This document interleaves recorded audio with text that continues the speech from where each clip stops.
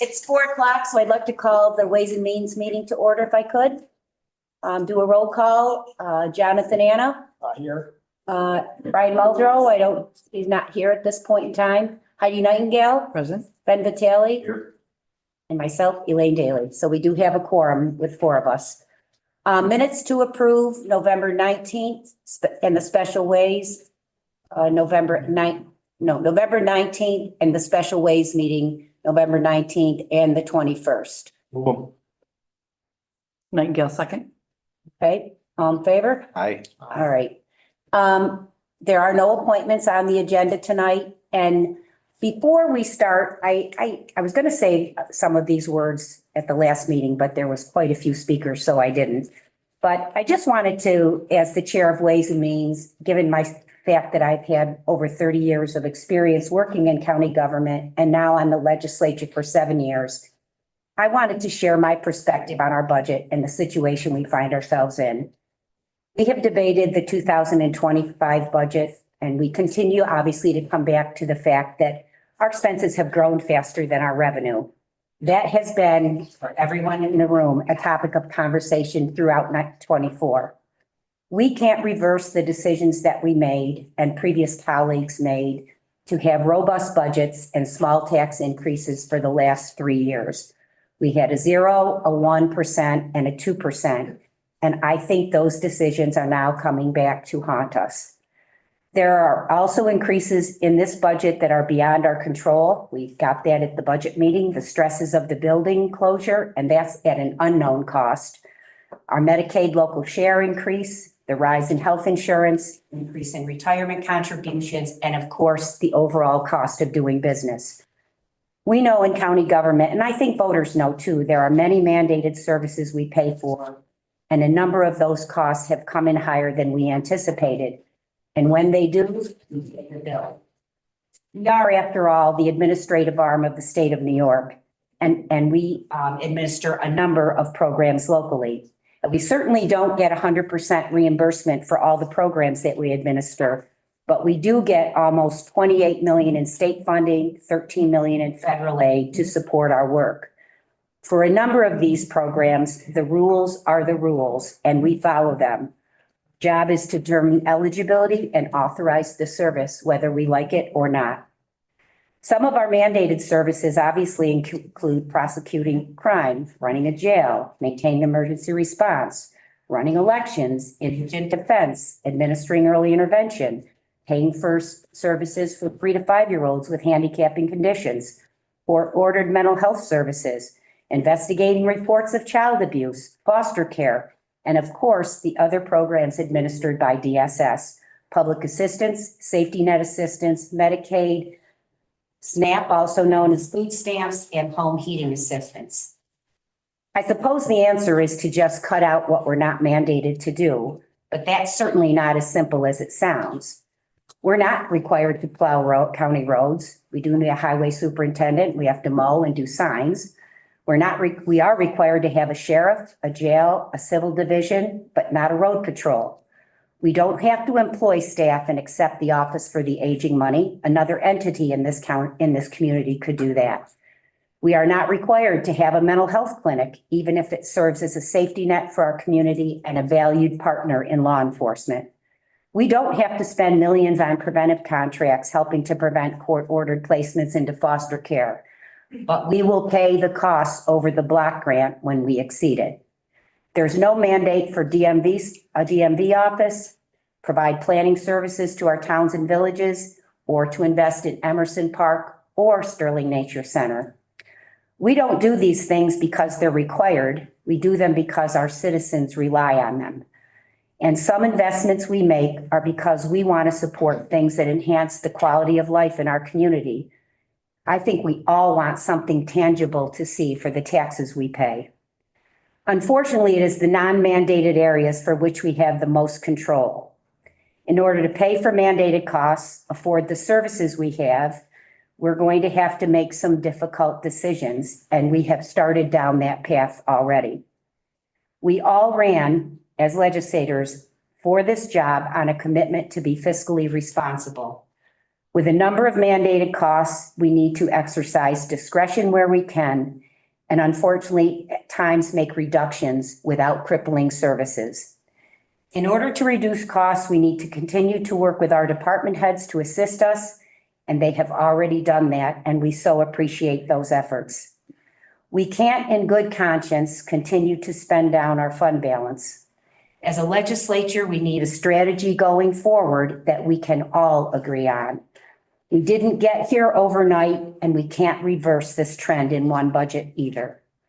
We need to exert control over spending, and that will have its challenges. It already has. The building crisis has derailed a lot of things and caused further crisis and chaos. We need to find our way through it and get back to a plan for economic development as well. Thank you. Yep. I would like to go over the Ways and Means resolutions now. Before we start the resolutions, I wondered, Mr. Dempsey, do you have anything to add to your report? Just one thing, I just want to, this morning, we transferred $7.5 million in to make our final payment for retirement benefits. And it basically takes us down to the bottom and leaving only ARPA funds left. So we're pretty much down now until the first year when the taxes start coming back. You're talking about cash flow. Yes, Oh, for our fund, our total fund. yeah. Okay. Okay, that's kind of happens every time this year? Yes, it does. Okay, We're right down there. I just wanted to let you know. okay. Any other questions for our treasurer? Okay. Grace, you have your report here. Yes, I have nothing to add unless anybody has any questions with that, but I do have one resolution. All the authorization for the year-end accrual adjustments. Yes, Okay, that's a standard pretty annual resolution. yeah. Okay, and just for my clarity, at the end of the year, the lines that go over, you will make the adjustments to make them whole. Yes, where we need to, yes. Okay, all right. Any, can I get a motion for WM1? I can go. Second, Second. any questions? All in favor? Aye. Aye. Okay, Jenny, you have a lot of resolutions, so we'll go to Diane now. Sorry. Sorry. No, you're done.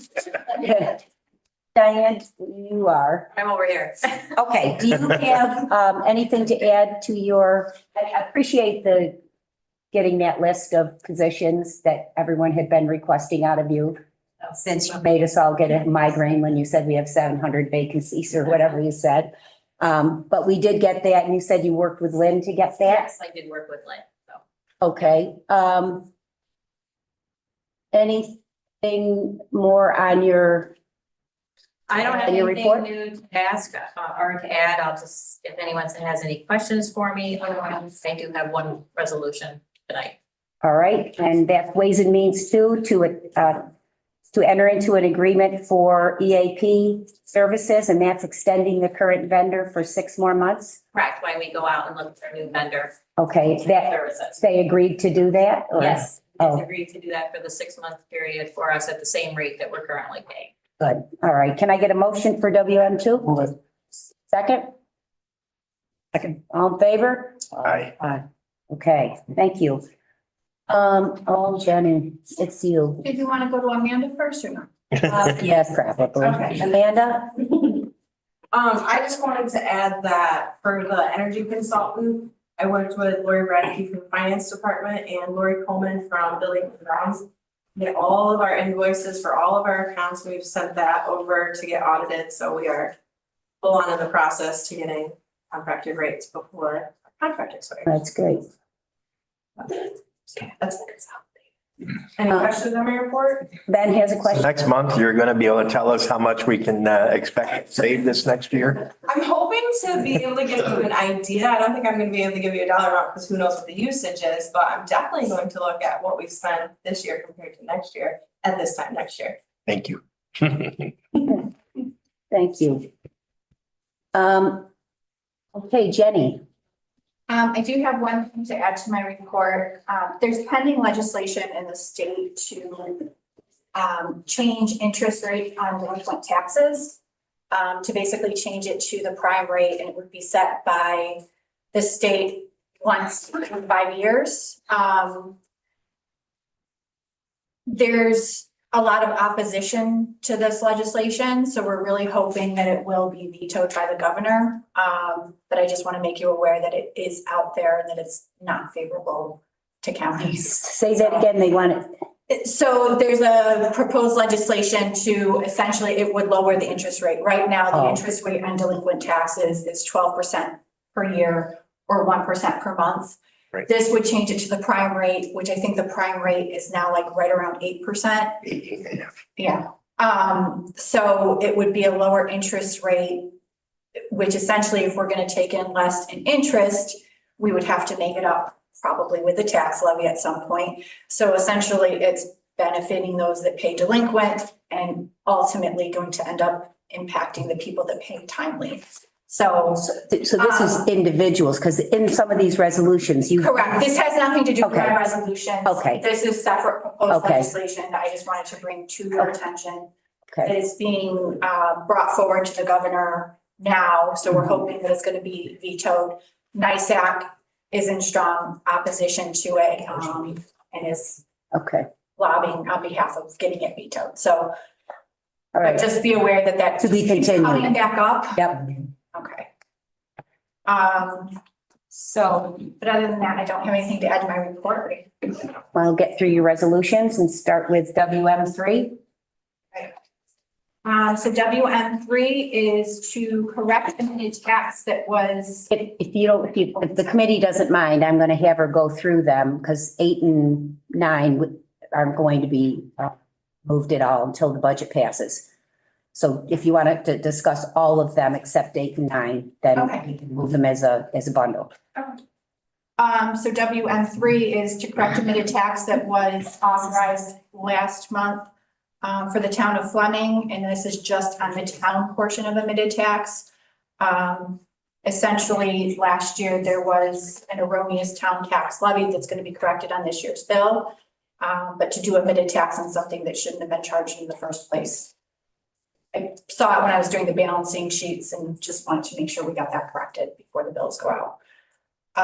WM4, levy return school tax and authorize county treasurer to pay the same. So every year the schools will turn over their uncollecteds to us, and we levy those onto the following town and county tax bill. WM5 And is that's where you put the 7% on, you told me. correct. And There is and we a keep it? 7% relevy fee that is retained by the county. Okay.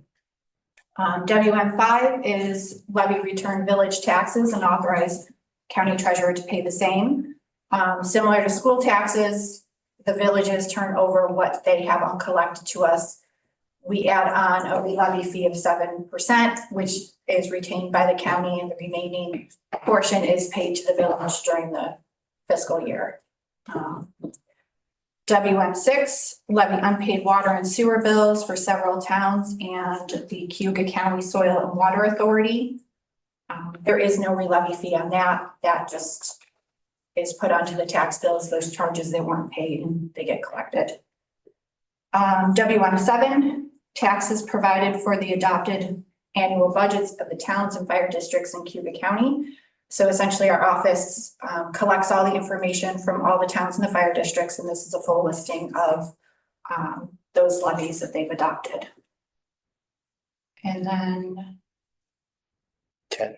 do you want WM10 as well? That's not a. Yes, Okay. Authorizing the settlement of a matter of 120 Genesee Street LLC, also known as Philippe and Catherine Martin versus the City of Auburn. So this is to settle a tax assessment challenge. We did get an appraisal on the property, so given the way it's structured, I do believe that this is a good settlement for the county to take. I'd like to move 3 through 7 plus 10. I'll second that. any questions about those? All in favor? Aye. Thank you. You can tell them 9 and 10 is, So 9 and 10, excuse me, 8 and 9. or 8 and 9, sorry. These, I think you could pass here. It's just at the full ledge. When they're passed, they have to be adopted after the full budget is Okay. adopted. So 8 is authorizing the Director of Real Property Tax Services to extend the levy of taxes, establish rate for the same, and re-levy unpaid items. So that has to be passed after the budget because essentially it's referencing the resolution that the budget is adopted. And then 9 is directing the levy of taxes against the city of Auburn for county purposes for 2025. So again, whatever tax levy is decided for the county, that goes into that resolution. So right now, in the current resolution, I have what's in the preliminary budget as the levy. Right. So if there's any changes to that, that will need to be amended. Like, WM 8 and 9. I'll second. All in favor? Aye. Aye. Thank you.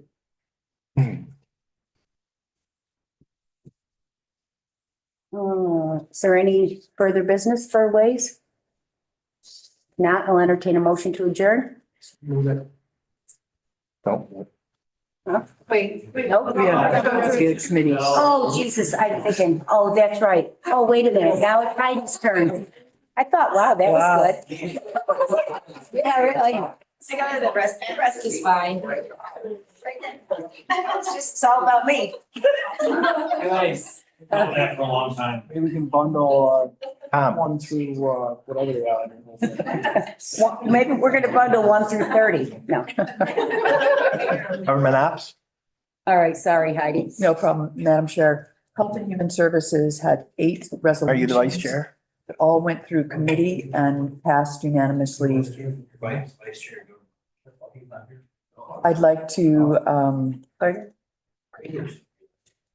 Lane is vice chair. Okay. Oh, dear God. Okay, all right.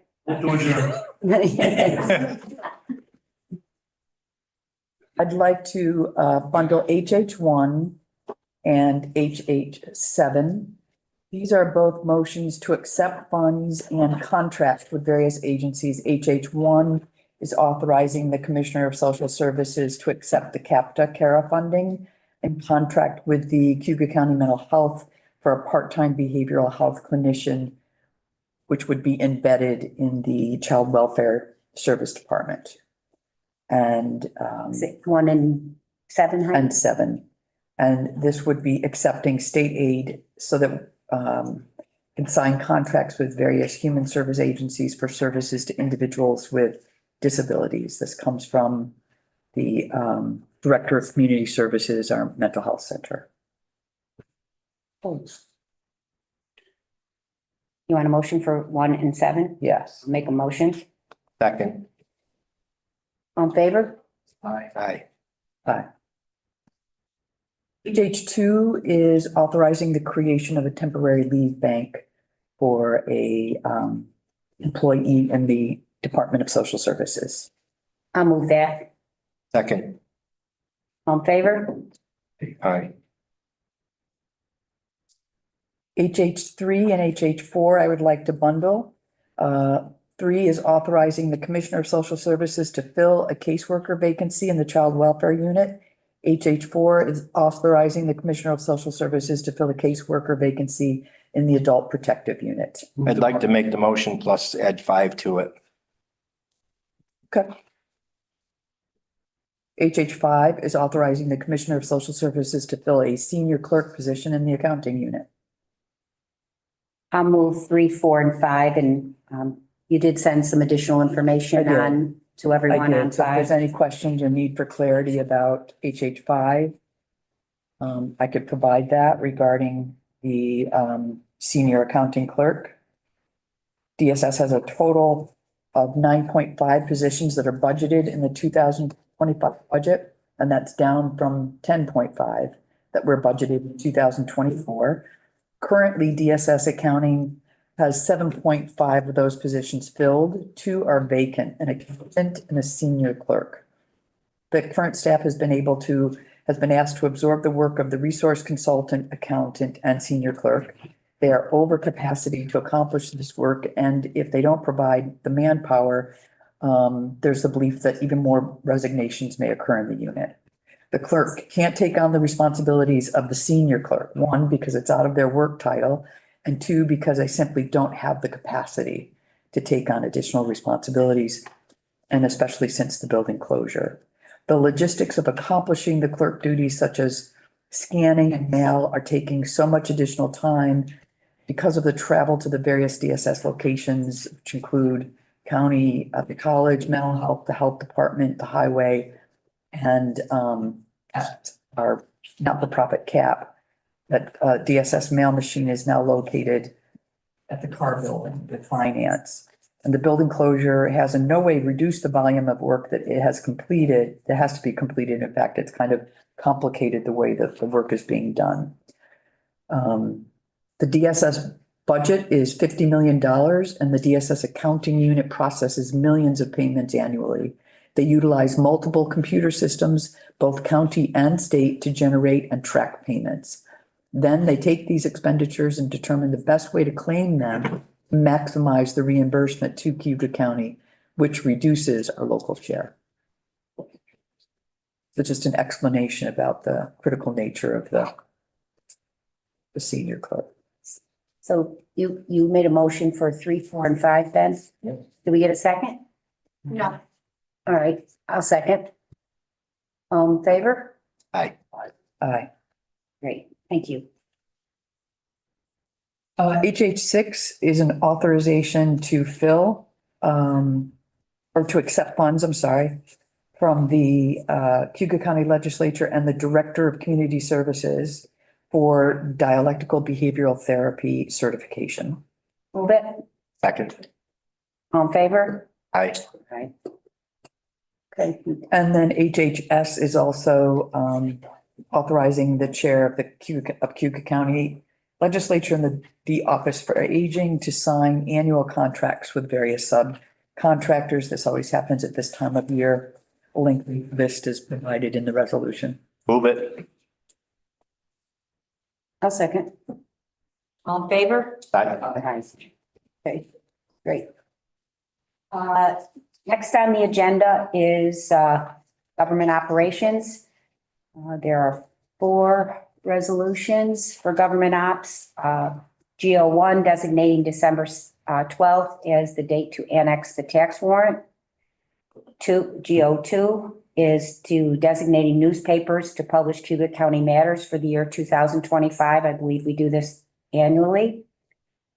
GO3 fix the time and date and place of the meeting to organize the legislature for 25. I believe that's January 2nd at 4 o'clock. And last is the authorization to fill 1 full-time index and recording clerk due to a resignation. Move 1 through 4. Can I get a second? All right, any questions? All in favor? Aye.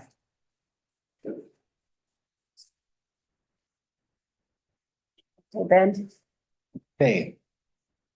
Planning and Public Works has 6 resolutions. First one is to fill the working foreman position, the County Buildings and Grounds Department. I'll move that. Nightingale, second. Questions? All in favor? Aye. Aye. EPW 2 is for the construction of the doorway, pedestrian doors at the Public Safety Building. It's in the budget and needs to get done. I'll move it. Second. All in favor? Aye.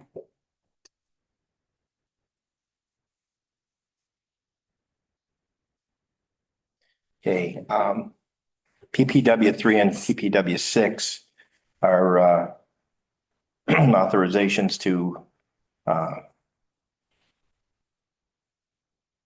use the ARPA funds for both the bridge construction and the revitalization at the park project. And I'd like to bundle 3 and 6, I'm sorry. Nightingale moved to bundle PPW 3 and PPW 6. Is 6 ARPA 2, Ben? Yeah, All in favor? Aye. I'm sorry. On PPW 6, how much money do we have left over, or how much are we putting into the park revitalization? Oh, this is to rededicate the money so we can earmark it. Is that correct?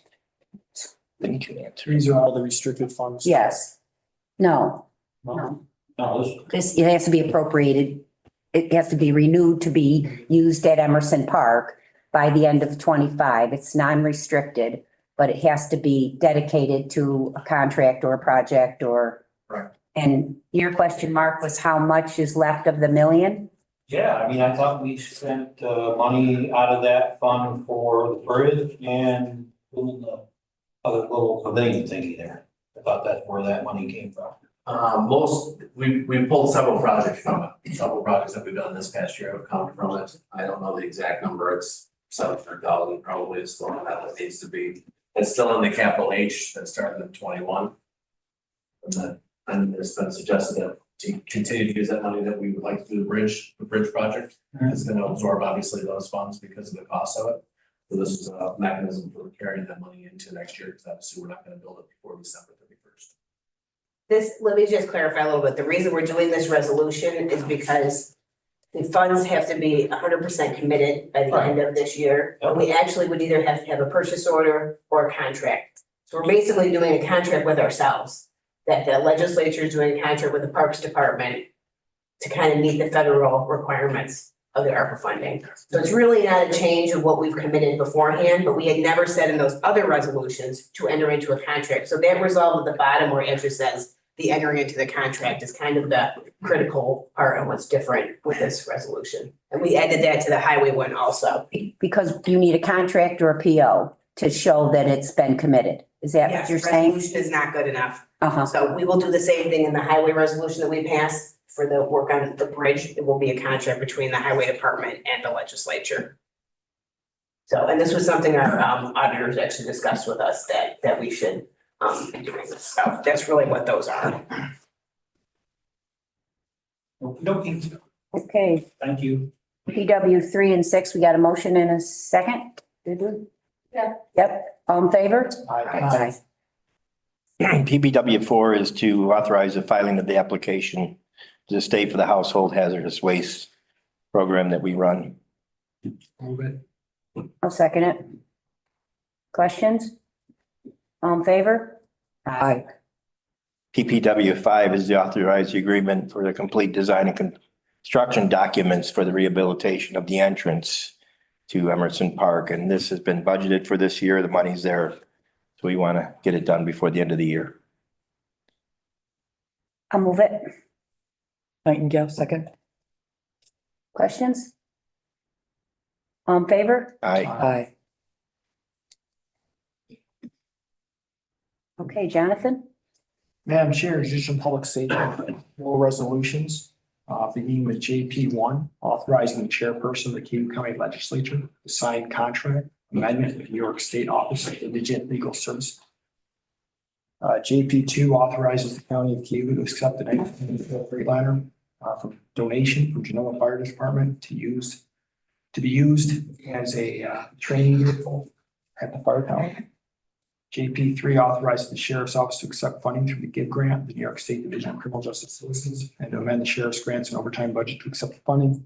JP 4 authorizes the chair of the legislature and the sheriff to contract for Johnson Controls, prevent maintenance, testing, and service the fire control system. I'd like to offer up JP 1. JP 3 and JP 4 is a bundle. Okay, 1, 3, and 4 is a bundle. I'll move that. Nightingale, second. All in favor? Aye. I'd offer up JP 2, which is the donation of the Freightliner for the, and Riley's here to answer questions. We had, was it an internal conversation or? Well, we spoke. Yeah, The committee about it, but if we can get a motion to put on the floor for discussion. All right, can I get a motion for JP 2? Nightingale, move it. I guess the questions, I'll second. okay, the questions had more to do with the fact that, you know, this is a actual gift to emergency services. There is no expectation that this gets gone, you're gonna think of buying The new individually? fire apparatus is over $1 million. Right. You know, for a standard fire pump. Right, It's a 30-year-old apparatus that I'm very familiar with. It Yep. came to Genoa the same year I did. okay, And ultimately, it's been kept up and maintained, and this is something that we run it. If it drops a transmission, we don't replace it. And that's, the department listed it back in May. It's been posted for over 6 months now. And you had said something in the resolution that you have the funds within your budget to make the necessary modifications or changes. That's the part all we I, gotta do is re-letter it. That's all that okay, we're that's really what you planning were, for next year. that's what you were referring to. Insurance as quoted through our insurance carriers, about $460 a year. Yep, Jonathan had brought that forward. With the 40 to 50 times of use, I don't anticipate really even beyond fuel. We'd be looking at maybe an oil change once a year. And this is something that'll graciously benefit our training division. Gotcha, okay, But no, if something happens to it, it goes to the surplus line. I'm not gonna put another transmission into this thing if that were to drop. But at 30,000 miles on a Cummins motor, I don't anticipate we're gonna drop the transmission or the engine. right. And this, you're personally were thrilled to have to get this. This is my home department. I'm Yes. also an assistant chief and, Yep. well, by default, soon to be the board president there. So I'm very familiar with it and I know this is a solid apparatus. Okay. Any other questions? All right, all in favor of JP2? Aye. Aye. Any opposed? Aye. Passes.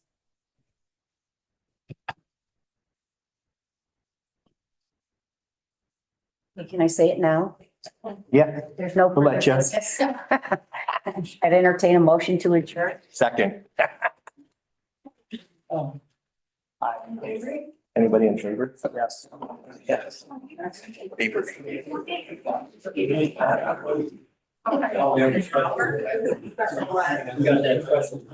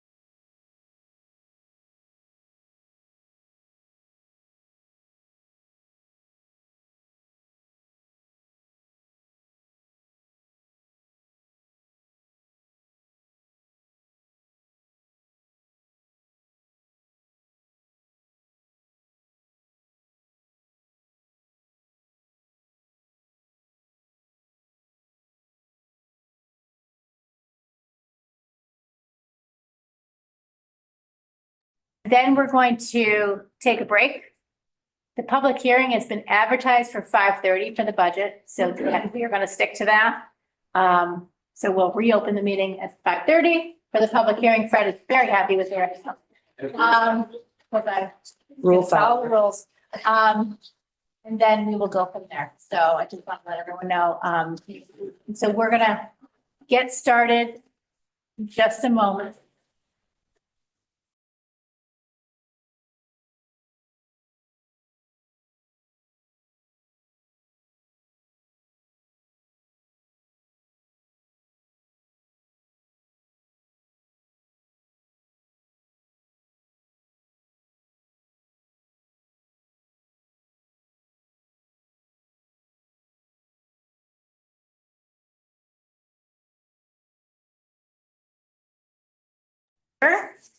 Okay, Jonathan Anna, Present.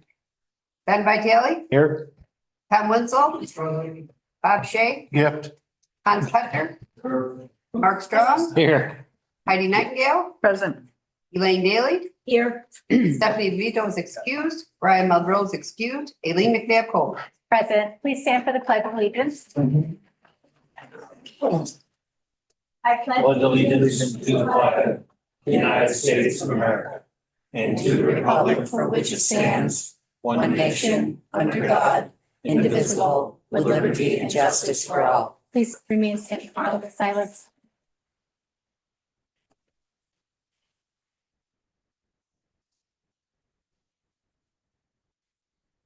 Thank you.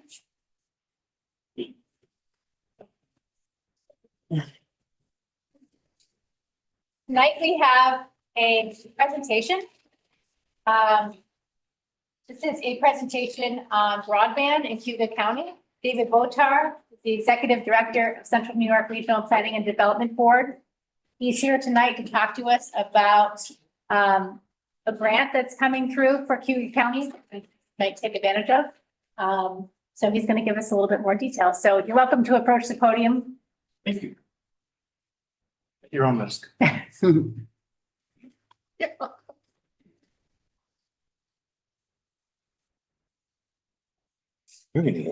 Let's get. Well, good afternoon, good evening. It's good to be back, talk about broadband again. You have up on your screen, I know it's gonna be hard to see, there's some numbers and a map, but so you have legislators should all have a copy of the PowerPoint, and I'm gonna be referring to that handout this evening.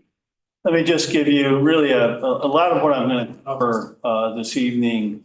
We talked about the last time I was here.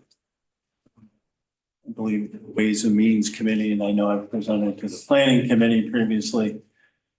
So there will be some review just to be sure the information that's circulating right now is accurate and correct and current. The biggest news, or let me back up, as you may recall, we had done a study, an inventory back in 2021 to try to learn where in Central New York, the 5 counties that the Central New York Regional Planning Board serves.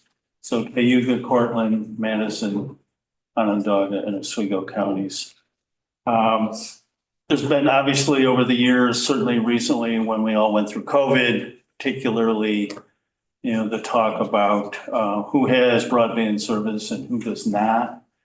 That's certainly been top of mind for all 5 counties that we serve, and certainly across upstate New York and across the country. And so rather than just continue to talk about it, we thought it might be helpful to try to get some actual data together. So we hired a firm, ECC Technology, which is based in Fairport. They do a lot of broadband work here in upstate New York and down in North Carolina, where they have an office in Raleigh.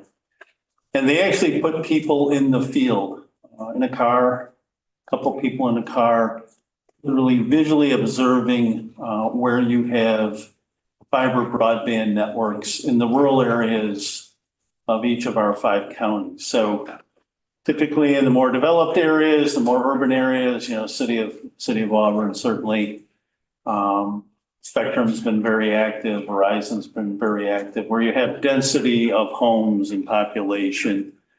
over the years, our major telecommunication companies have built out a pretty robust, we were talking Verizon would be the old DSL system, which is really going back in time with Spectrum with coaxial cable.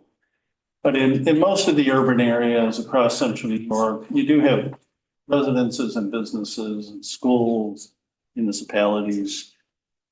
You do have broadband service. It may not be cutting edge, but if you have, coaxial cable, you can get pretty good service. But when you get out in the rural areas, and this is all information, I know either you have personal experience with it or hear about it anecdotally. You get out in the rural areas where there aren't as much density of customers. You don't have very good service. In many cases, it's just DSL, the old copper telephone lines, which is, very, very slow in the broadband world today. So ECC went out and visually observed and mapped where we do not have where we do and where we do not have a service in the rural areas of the region, and certainly here in Cayuga County. So no, pretty good, fairly accurately where their service is and where their service isn't. So that was a starting point. That was sort of it's one of the project. So it's, okay, now we have good hard data. What are we going to do with it? And at the time, both the federal and state governments were making funds available. There's been a lot of, certainly I heard you talking earlier about some ARPA funding. And there's been a lot of infrastructure funding. And one area that got a lot of attention, certainly at the federal level, again, was broadband, trying to build out broadband across the country in unserved areas and rural areas. And the state of New York was also doing the same kind of work. And so a big pool of money was made available to New York State. And then the state has made the money available, what they call their municipal infrastructure program, to public entities who want to try to address the gaps in service in the region. And that's what we drew our attention at the Regional Planning Board. We reach out to each of our counties. I know I've been talking with Cayuga County, certainly we could go back 4 or 5 years, I think, about what we thought was coming, which was this big pool of money. And in fact, it did come down the pike.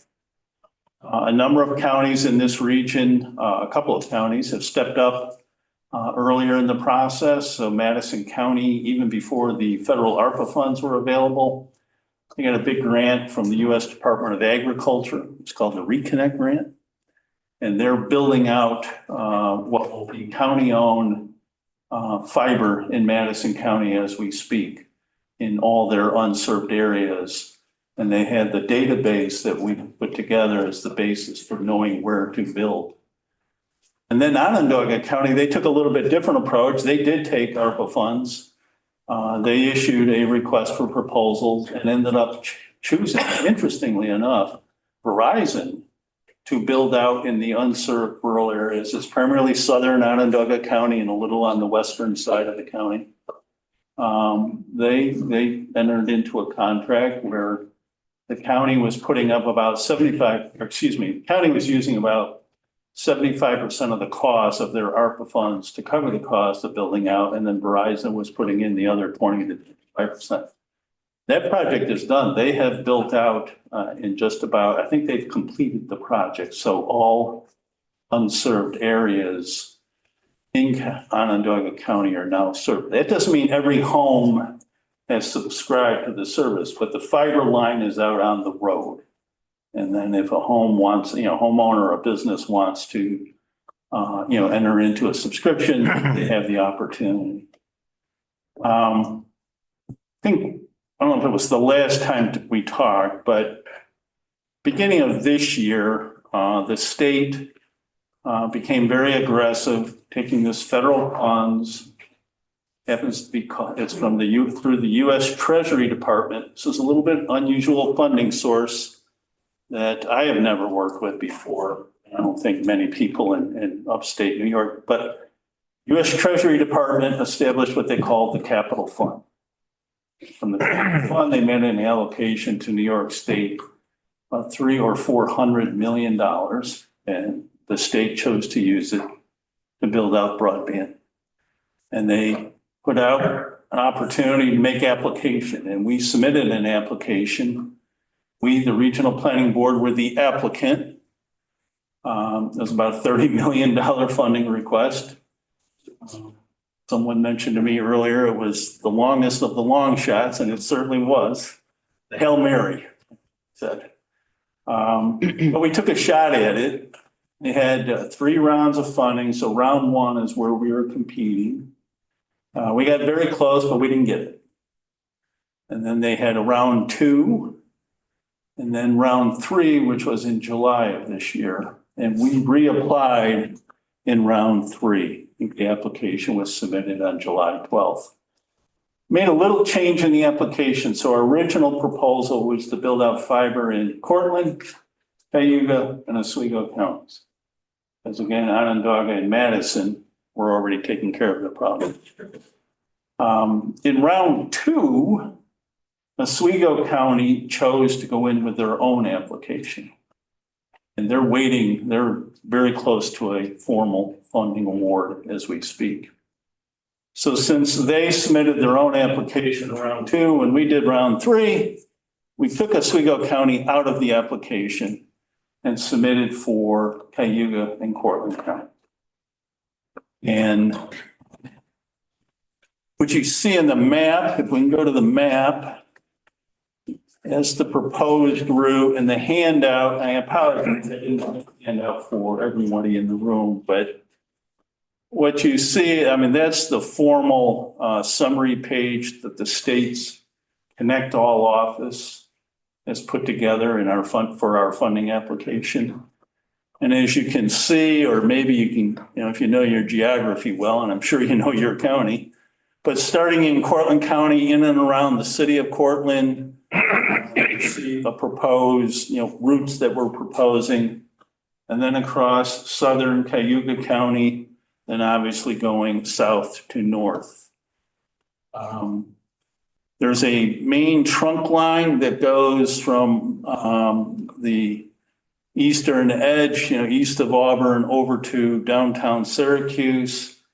You got to have that main trunk line because that gets you back to the major hub that serves the whole region. That's the main central office for all of Central New York. So all of the major fiber providers, broadband providers, telecom providers eventually make their way to that downtown hub in Syracuse. So that's the purpose of that main line going across.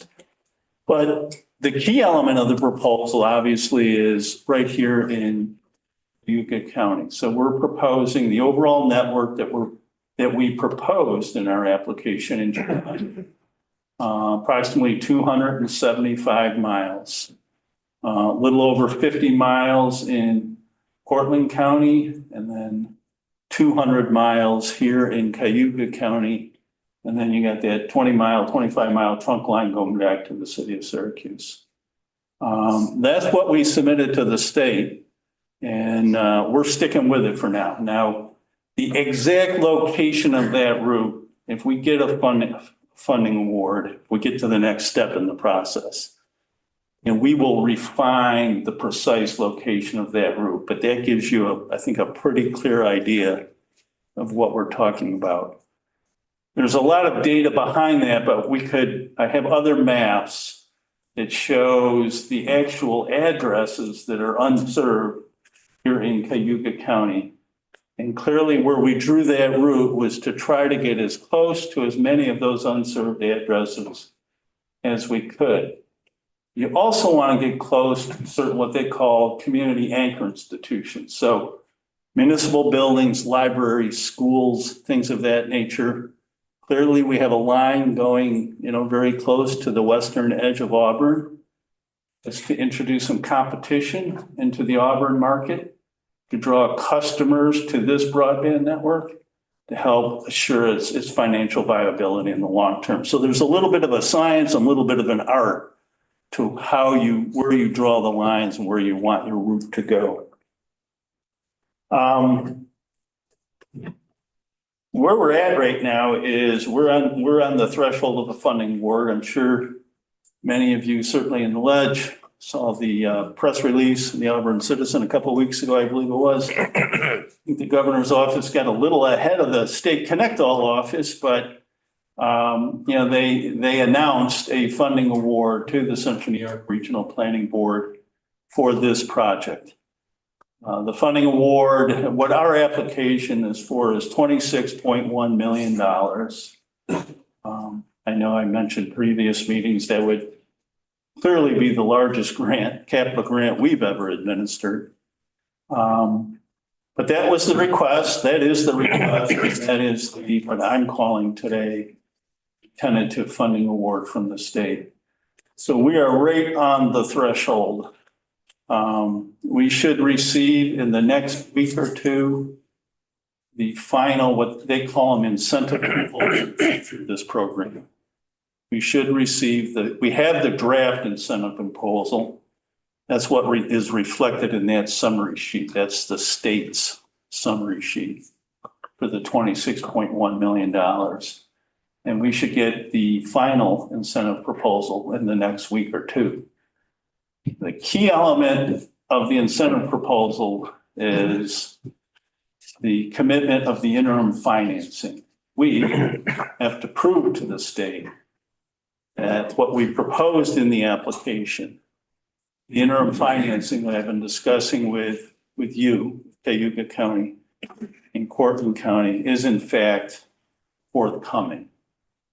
So, our previous meeting, I talked about a $10 million interim funding request, $7 million allocated to Cayuga County and $3 million to Cortland County. The purpose of the interim financing and the way this state grant works, it's a reimbursement grant. We all know the reimbursement process. So we have to incur costs. We have to meet certain milestones, getting so much fiber built or buy so much fiber, get so much fiber built. Then we submit a claim to the state and they reimburse us. That process, it can take a period of time before you get your reimbursement. 3 months, 6 months. And the regional planning board has no capacity to address that cash flow need. We have to pay we have to finish the design, buy the material, pay the contractors. And, we're a public planning agency. We don't have those kind of resources. And so, months ago, back in the spring of this year, I approached both counties, Cayuga and Cortland County, and asked you to consider providing the interim financing for the project. So again, back where we are with the state's going to give us the final incentive proposal before the end of the month, and we're going to have to respond in very short order, in a matter of weeks, with documentation that both legislative bodies have in fact passed a resolution providing the funding for the project. Now, it's a resolution subject to all of the normal due diligence that you would typically apply in a case like this. But the state has to know, do we have the interim financing? The timing is tough and it's very challenging, and I get it. I appreciate that you've given it this much consideration on really, fairly short order. I mean, we've been talking about this, right, for a number of years. We got serious in the spring of this year, but now it's really serious. What we're really up against and what the state, is pressing, the point they're pressing is this federal money is only available until the end of 2026, December of 2026. We have to finish the project. It has to be substantially complete by December of 2026. Now, there's a little gamesmanship you can play, when you get to December of 2026, is it complete or substantially complete? You got to have made a substantial amount of progress. You got to be close for sure. So the only way to meet that deadline is to get this project underway immediately. If we can't go forward literally in January of 2025, we will not be able to get the project we won't be able to convince the state, and I think they would be correct in their position, that absent moving forward in January 2025, you're not able to meet the December of 2026 deadline. So, it's a big ask, it's a big challenge for everybody, but we're talking about a $26.1 million grant. We go to the next slide. Let me just, and again, this is in the packet. This is a breakdown of the detailed cost of what it would be to build out this $275 million project. So we continue to work with our consultant, ECC Technologies. They've built out many projects across upstate New York and down in North Carolina. They know what it costs to build out a broadband network like this. So these are numbers that they put together. These are the numbers that are in our application that have already, so we have the benefit of our consultant, but the state of New York has looked at these numbers very closely with their technical consultants, and they have verified these cost estimates. So we got a very good handle on what it would cost to build this out and how it's broken out among various elements of the project. The last key thing is what I've been discussing for a number of months, and this funding request to both counties, to Cayuga County. The concept is, the plan is that you will be repaid your $7 million in full plus interest if you go the borrowing route. I don't want to assume that. But if you're going the band route or the bond route, and I'm way over my head when I get into that world. But I have confirmed with the state that interest cost is an eligible reimbursement as long as we can document that those interest costs are tied directly to this project. So, they're being cautious and judicious. That makes sense. But the money comes in up front in each county. We put it in a bank account, we draw funds down as we incur costs. So we have the county money is coming in and out. The state money is coming in and out.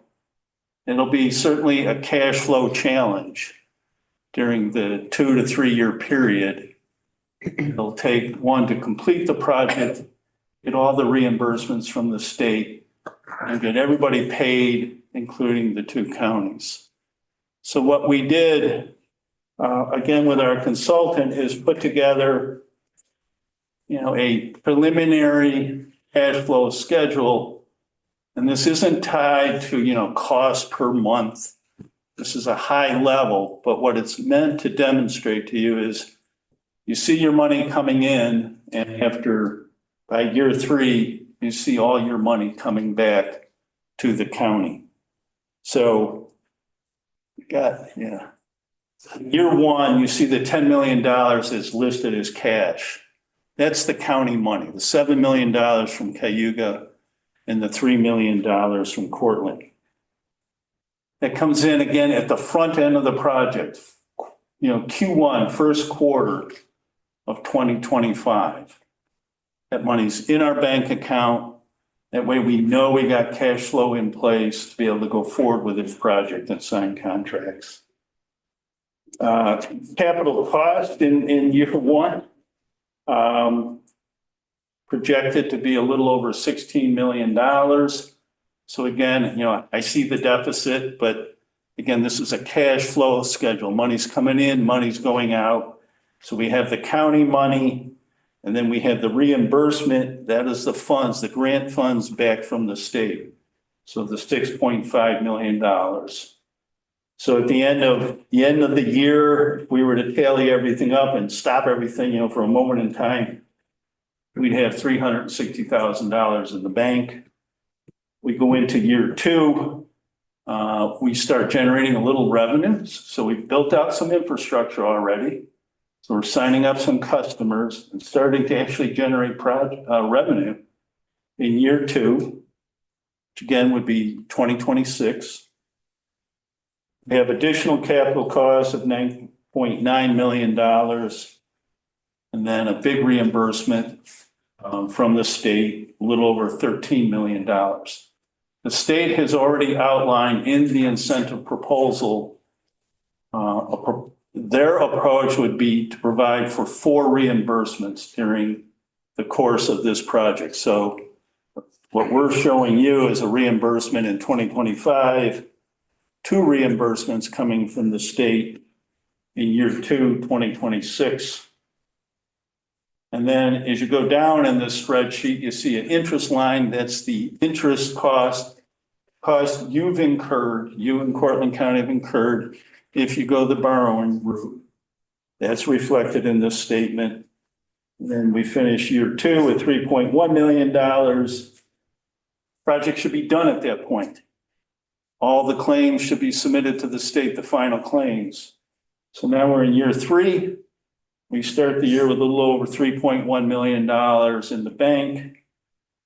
A little bit more revenue coming in. We get the last reimbursement from the state. And, you know, if you press me, if I had to pick the date, I would say July of 2027. And then with the reimbursements from the state, we then turn around and make a $9 million payment pro rata between Cayuga and Cortland counties. In year 3, we end the year with a little over $751,000 in our bank account. We go into year 4, generating the revenue, and then we pay the balance, $1 million, and any outstanding interest that we still owe the counties. The project goes forward, and year 5 will be tight, no question about it. But once we get past year 5, we're starting to build up a nice little fund balance to cover perhaps additional improvements, additional infrastructure, ongoing operating costs that you have with a network like this. So we did not have this information to share the last time presented, but it gives you, an idea of how we think we can approach this project and provide clear picture of when and how the county will get repaid its funds.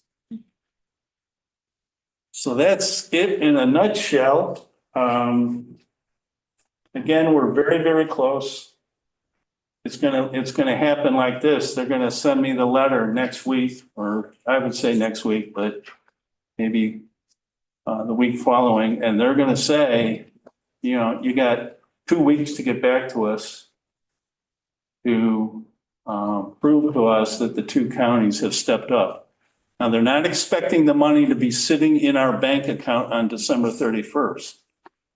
But will be the clear next step is commitment letter from each county. We already have one from Portland County. But then a resolution from each legislative body, basically affirming their intent to provide the interim financing subject to all of the necessary legal and finance due diligence that a project like this would require. So let me stop there and. If I could, thank you very much. That was very comprehensive. Certainly, this is something we've been talking about for a very long time. Last week, we convened a meeting with you, Dave Botar, with the majority and minority leader, Ben Vitale, Mark Strong. We also included members from Cortland County, and I know Bo Harbin is on with us tonight. Thank you both for being in attendance to this meeting. We talked at length with Cortland County, and we were able to have question and answer session concerning this issue. So a couple of things that kind of came up while we were having that session. I think initially this project was really focused on the underserved, and it still remains to be so. But the fact that the way that this build out is going to look, industry will benefit, hospitals will benefit, college will benefit, schools will benefit, in addition to residents. Absolutely. We pressed ECC for a little bit of information regarding that. What you will see in upstate New York and other parts of the country where these networks are built, this is called an open access network. So it will be owned by the public, by the regional planning board. We're a public entity. Set up a nonprofit corporation to technically have title once we complete the project. But we have an open access network. The key part of that project is that any internet service provider who wants to get on that backbone network will be able to, so long as they're willing to enter into a business agreement. So unlike Verizon's network or Spectrum's network or Point Broadband's network, those are all private networks. And they're trying to get customers on their network. They're not inclined to allow another broadband company to use their road. The value of this approach by the state and what we're following through with is it's open access. So by having open access, you really are introducing competition into the marketplace.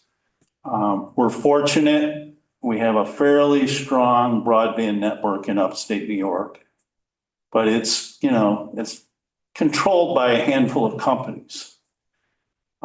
This will allow many of the smaller companies to compete on more of a level playing field. And where they've done that, so Erie County built out a very robust broadband network, fiber network this past year with ARPA funds. And for some of the community anchor institutions, Aileen, that you were just referring to, they're seeing costs. So internet service providers, if the hospital wants broadband service, they bid on providing that service. ErieNet, they're seeing cost savings of 25 to 50% of what the going rate had been, secure broadband service. So there will be savings and there will be competition, and that will absolutely benefit the business community, municipal entities, major institutions in the county. The next issue that we touched on in our meeting was the fact of the financing being so short-term and the completion of the project being much shorter than we anticipated over the course of the many years we've discussed this. So the idea that 9 of 10 million come back on year 3 that were completed by July 2027, all state reimbursement comes back to us. And the total project is ended with that final 1 million coming back 2028. So this is a very, very aggressive timeline. Yeah, so we're, in the past, we're going to pay it back over a long period of time, and we didn't know when it would be completed. So this isn't very concrete. And like you said, we have to kind of hit the ground running. The next question I know that came up was, where does the build out begin? Does Bo stand to benefit initially, or do we? And the answer is simultaneously, we're going to be moving on this between both counties. Right. And again, I get in the deep water real quick here, but a key part of building out fiber. So these, fiber lines just looks like telephone lines going along, or electric lines going along your poles. It happens to be a fiber line. You got to get permits from the utility companies. So NYSEG and National Grid, you got to get these permits. When it costs a lot, we'll have about $1 million in expenses up front applying for the permits. And the permits will roll out, as National Grid and NYSEG get to it. So we could have a stretch here where we have permits and the contract to go out and build their And then we may have permits over here for these telephone poles, power poles, I shouldn't call them telephone poles, and we'll build over there. So it's, you know, it's hard to say, okay, we're gonna start here on February 1st, let's say. So that's just part of the dynamic. What we will do is, you know, assuming execution of the state grant award, then we will finish the engagement we have with ECC Technology for the technical design, the engineering design, and then we will put it out for bid. Construction of this system, this 275-mile network, will be out for bid literally first quarter of 2025. And some of the internet service providers may bid on building, but there are other companies like Syracuse Utilities, maybe some of you know a company like that, others that specialize in simply the construction of, you know, electric infrastructure and telecom infrastructure in upstate New York. And they will, you know, so they will bid on it and we'll award a bid. And obviously, as part of that process, we'll be talking to them about when and where they'll be building. So as you know, and we've discussed it and continue to discuss it this evening later on, the budget pressures that we have. We will be looking at short-term financing. So Lynn and Grace, our finance director and budget director, also sat on the meeting with Cortland County. Cortland County's finance folks were in the room also to answer questions. Cortland County is also working with fiscal advisors. We also work with fiscal advisors. So we have the same language, the same people that we're interacting with on the same project. So that's also very reassuring. And if you, either Grace or Lynn, can talk to us a little bit about, you know, the short-term borrowing. Yeah, you know, we kind of reviewed the information that Dave had sent over and it was very similar to what we had received, you know, I don't know, 4 or 5 months ago. Looked like it's going to get paid off a little bit quicker. So we didn't really have any concerns. We had talked to Ben over at Fiscal Advisors beforehand months ago about the project, and he was well aware of, you know, doing this project, and he seemed confident that we'd be able to do the bands for this project and borrow the funds really without any problem, and that you could roll it several years, so it would fit within the time frame of this project pretty easily. So he seemed confident that it wouldn't be a problem either for the county. Also the idea that we get our interest paid back, Grace, like that's also a great incentive, right? So at the end of the day, we will be made whole on this. So it's a short-term function. It's completely outside of our operating expenses. So it will not have any impact on our operating expenses to do this. It won't have an impact on the cash flow either. So. Right. So just so you're aware that we've had these discussions, but certainly this is an opportunity to open it up for questions. I'm looking out in the audience for legislative, to open it up for additional questions. There is a resolution this evening to move on this, but of course we want to make sure that we could also pass it on Thursday. Right. So any questions or comments? Hi, Dave. Mark Strong. I spoke, you know, the other day with you. So hearing your conversation tonight, I assume that most of this line is going to be in the air on poles? Yes, not all of it, but most of it. I would say 90%.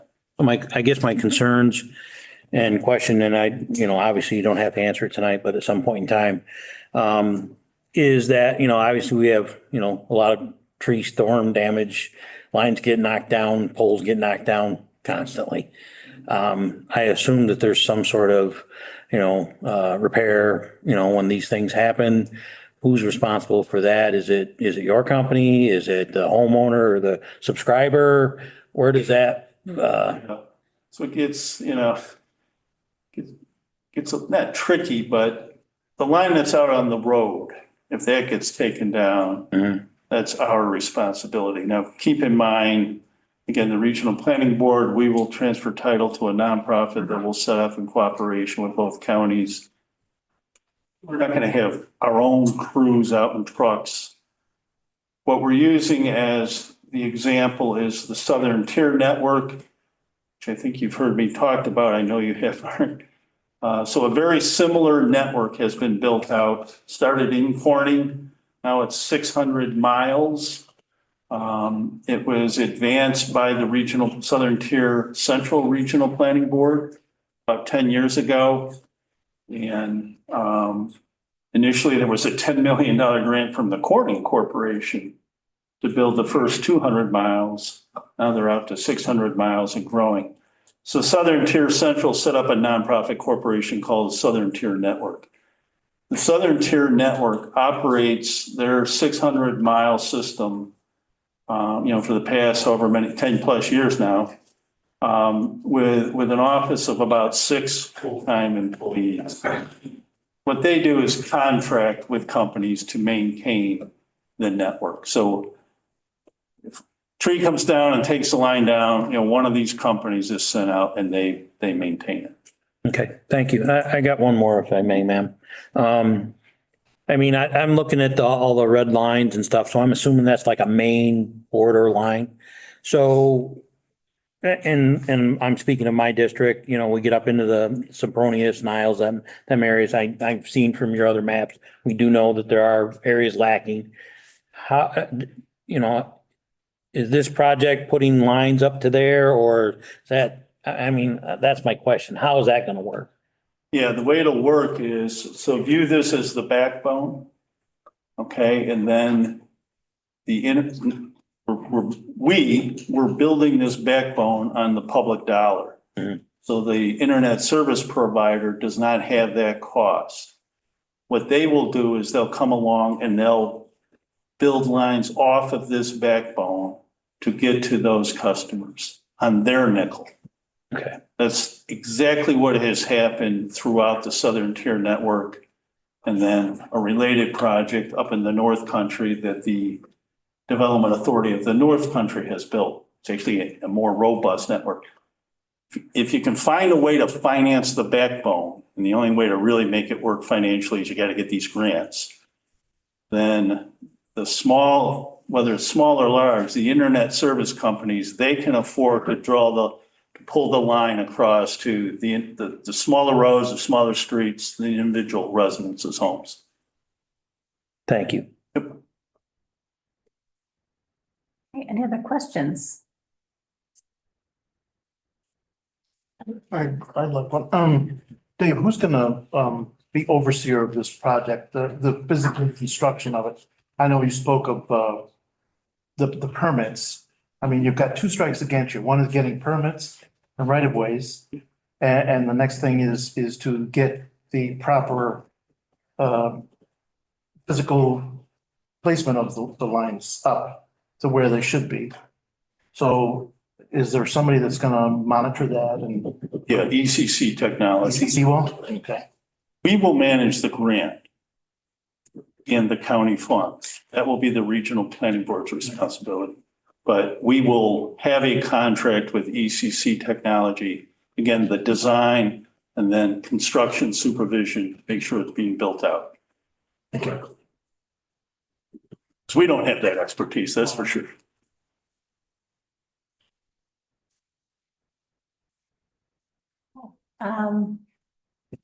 Any further questions or concerns, comments? About anyone sitting in the audience, like the legislators in the audience? I think, yeah. It's a great opportunity. I think it's something we need to take advantage of. This will really fit the way the state is looking at this. So they have a very robust open access network in the North Country with DANK, and a very robust network, the Southern Tier Network based in Corning. If we can build out the Central New York network, we will have in this corridor, upstate New York, the most robust fiber network, certainly in New York State, and competitive with certain parts of the country. So this is a big step forward for the region. It's a big impact on my district, and it's gonna help us in economic development in the future. It's very important. Dave said we're not going up that high. So Oh. Fair walk. Fighting. This is the second tap out there, I guess Carly was not included. Yeah. Well, Dave, thank you. I appreciate you coming all this way, taking the time, talking with us on the phone, talking with us. We had to be working with you on this. I'll stick around, so if there's questions at your break, I'd be glad to. Thank you very much, everyone. Appreciate you. Thank you. Wanna move on the 5:30. 5:30.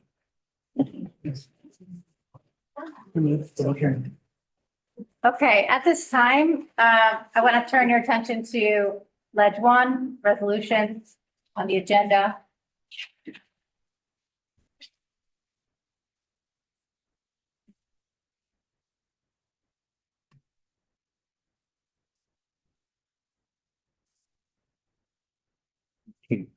Need that in the. I just wanted to make sure this. I know. Hans, did you get a copy of this Ledge 1 thing? You got one? Very good. Mr. Winslow, do you have a copy in front of you? Of Ledge 1? Yeah, we're. You have it. Okay.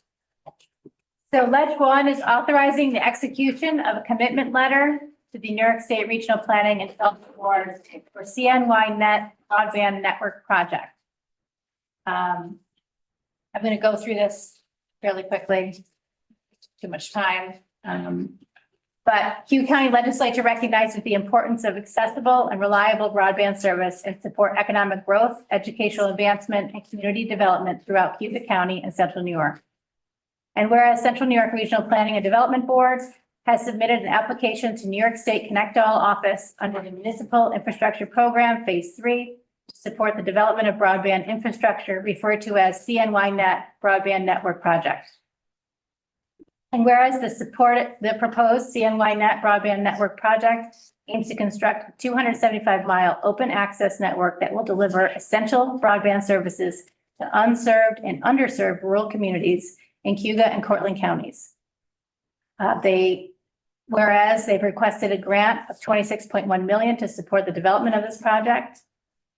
Whereas the county has been requested to provide a commitment of $7 million to support its proportional allocation of financing and reserve requirements for the project. And the next whereas, this $7 million commitment by Cayuga County will be structured as interim construction financing and will be repaid to county from grant funds awarded to Central New York Regional Planning and Development Board by New York State Connect All Office upon successful approval and disbursement of funds, contingent upon the review of the final project plans by the Cayuga County Legislature, the state's grants award, and the formal appropriation of funds by the Cayuga County Legislature by subsequent resolution.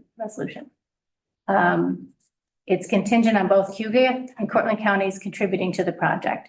I'll interrupt right there. So as we know, Cortland County is on board. They've been very supportive. We've been very communicative. So we're definitely going to go at this together. Whereas our commitment of funding is contingent upon adoption of a resolution by the Portland County Legislature. I'm going to skip down a little bit.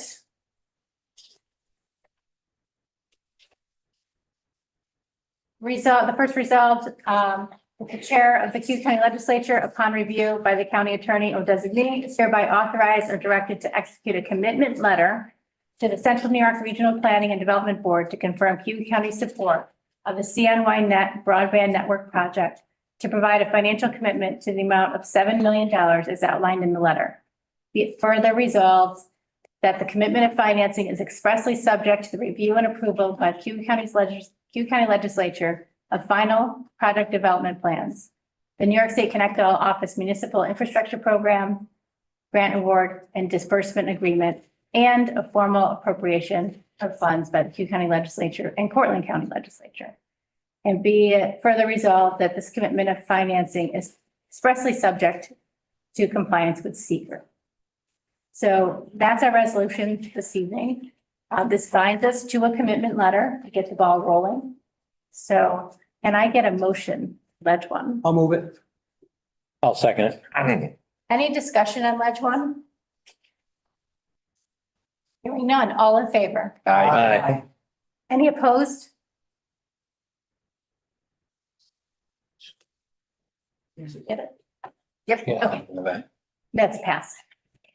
Thank you very much. This is Okay. a huge step forward for our county, so thank you. At this point, I would like to formally open the public hearing for the 2025 budget.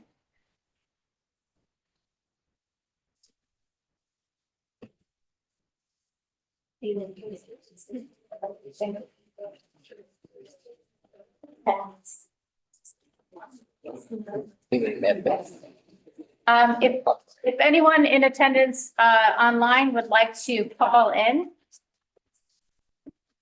the number is 315-294-8051. That's 315-294-8051 if you wish public hearing, 2025 Cayuga County budget. So at this point, we welcome anyone to speak on the budget. You wish to be heard this evening. I don't know if any legislators have anyone to call up. You may do so also.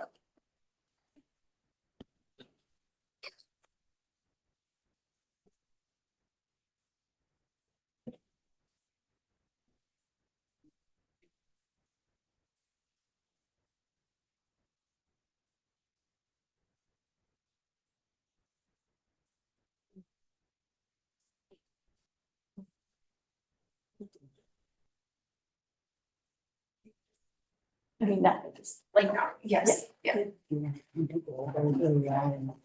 Yeah, Lynn, if you could, can you give us an update of where we are with the preliminary as amended Sure. budget? Thank you. With the changes that we had made at the past legislative meeting, the tax levy right now sits at $45,421,756. That's a 4.195 increase in the tax levy over the 2024 tax levy. The sales tax revenue that we have in the budget right now that the county would receive is $31,200,000. And the use of the fund balance for the A fund currently is $6,156,877. That's where we're at right now.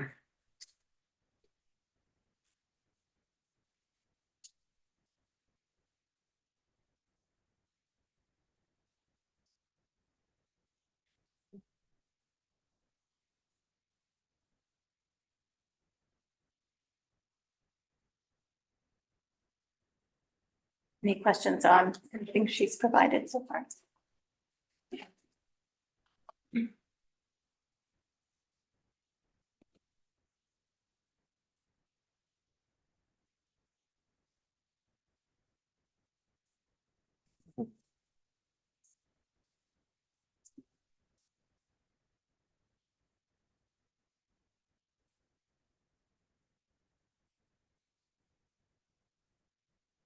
Are there any changes to be made or proposed at this point?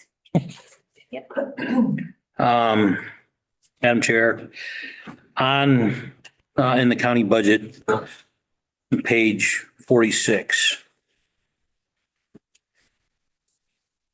It has to do with the county manager's budget, A12301-51001. It's salary full-time. Current budget for 2024, $194,701. The department requested was $344,507. Tentative budget, the same, $344,507, for a 76.94% increase. Can somebody explain that to me, please? Could you, what page are you on? 45. Page 45. Yeah, 45. At the top. Yes, I can explain what makes up that account. Absolutely. Spreadsheet here.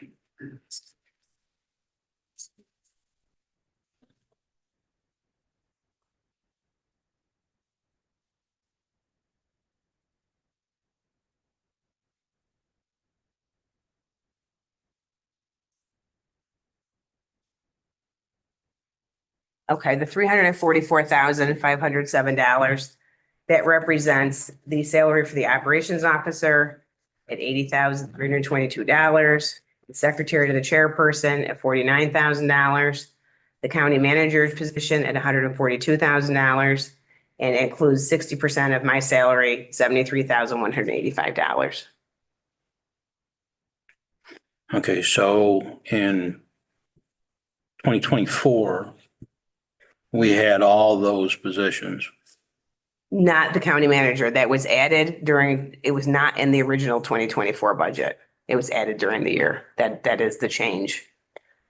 The other positions were It's there. $149,806 is the difference, right? Correct? Right. So there were, the legislature did approve increases after the budget for the other non-bargaining people. I believe it was maybe 3%. I'm not 100% certain off the top of my head for 24.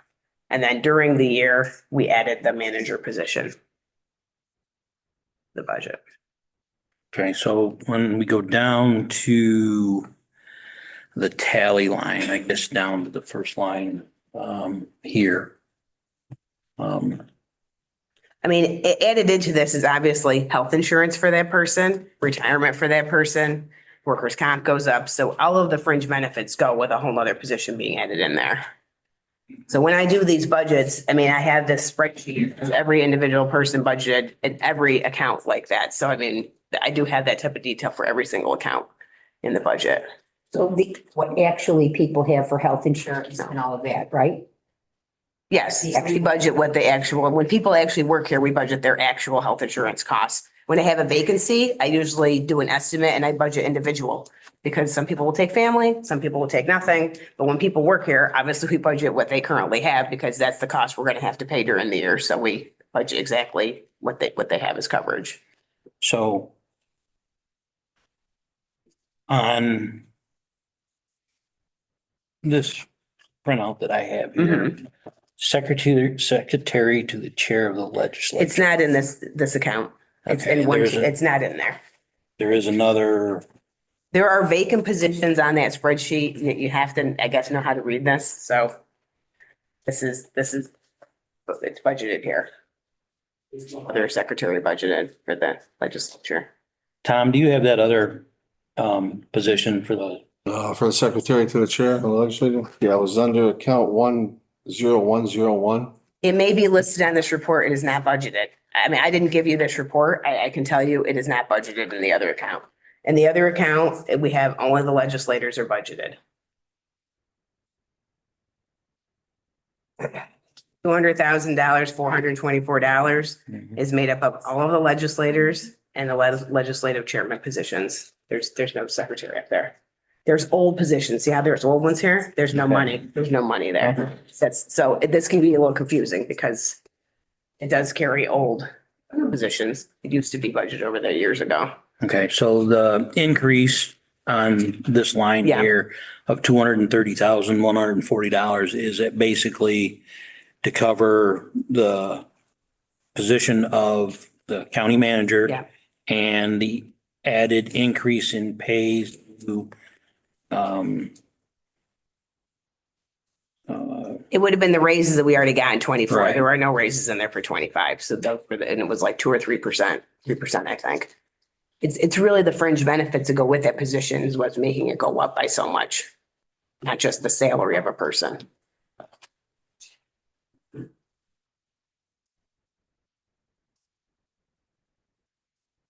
Seems like a lot.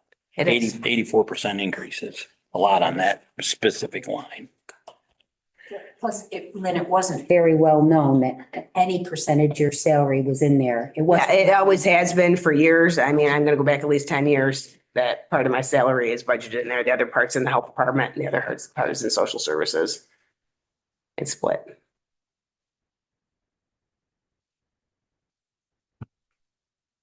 Is that?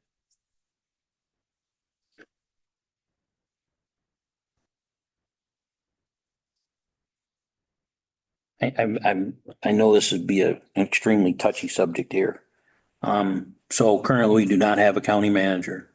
So that $149 and $149,806.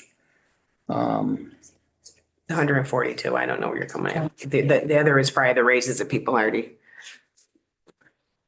Okay, so it's 142,000, you said? that's the salary budgeted for the county manager, And that's the Budget. 140 he started at plus, or, his longevity. oh, Okay. So that longevity wouldn't be there because that person's no longer in that position. right? Unless you had someone who wanted this.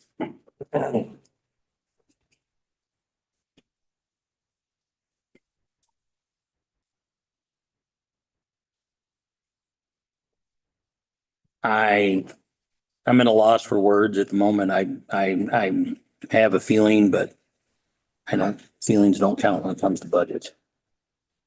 I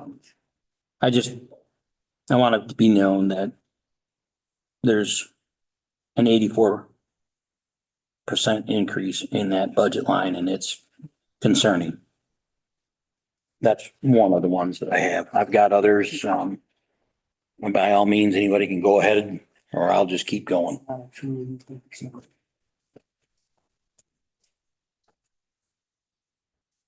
Is there any other Mark can keep. discussion? It's not technically an 84%. It's the addition of a whole new A position. whole new position. Yeah, you had. Position was added in March. Oh, right. Well, that's what's in the book. There's any, No, but from start of year, that's why it looks so much, so off. The adopted budget in 24 at 194 did not include the manager. so where did the money at come all. from last year? That salary? Last year, Well, I mean, 2024 this year, I'm sorry, I should It wasn't say. in the budget. It wasn't in the budget. It doesn't appear in this book. Is that correct? It's got that money, or does it appear in this book? Well, that money had to come from somewhere. He was paid. Where did it come from? Fund balance. no, it was ARPA, I thought. Well, it is, it ended up being part of the money that I'm claiming for ARPA when I claimed a bunch of things down. So there is no revised budget column in this book. It's in the tentative budget it would have been in, so it would have shown it more there, so. And this is showing the 24 budget has passed. Yes, and then there's a revised 2024 budget. It is not, that column does not appear here. It was in different versions of it. It's not truly an 84% increase. Well, I mean, it is honestly from year to year. I mean, he's correct. From one year to the other year's change, but we modify a lot of these accounts all during the year. This wouldn't be the only account we've modified during the year. We bring resolutions all year long and we modify them. So, it's factual what he's saying, but there's a reason why, because it was changed during the year. The position already exists. Clearly, it got created and it was filled during 24. At this time, I'd like to just put a pause on this particular line item, only for the fact that obviously, we don't have that position filled currently. We don't know if and when that position is going to be filled in the future.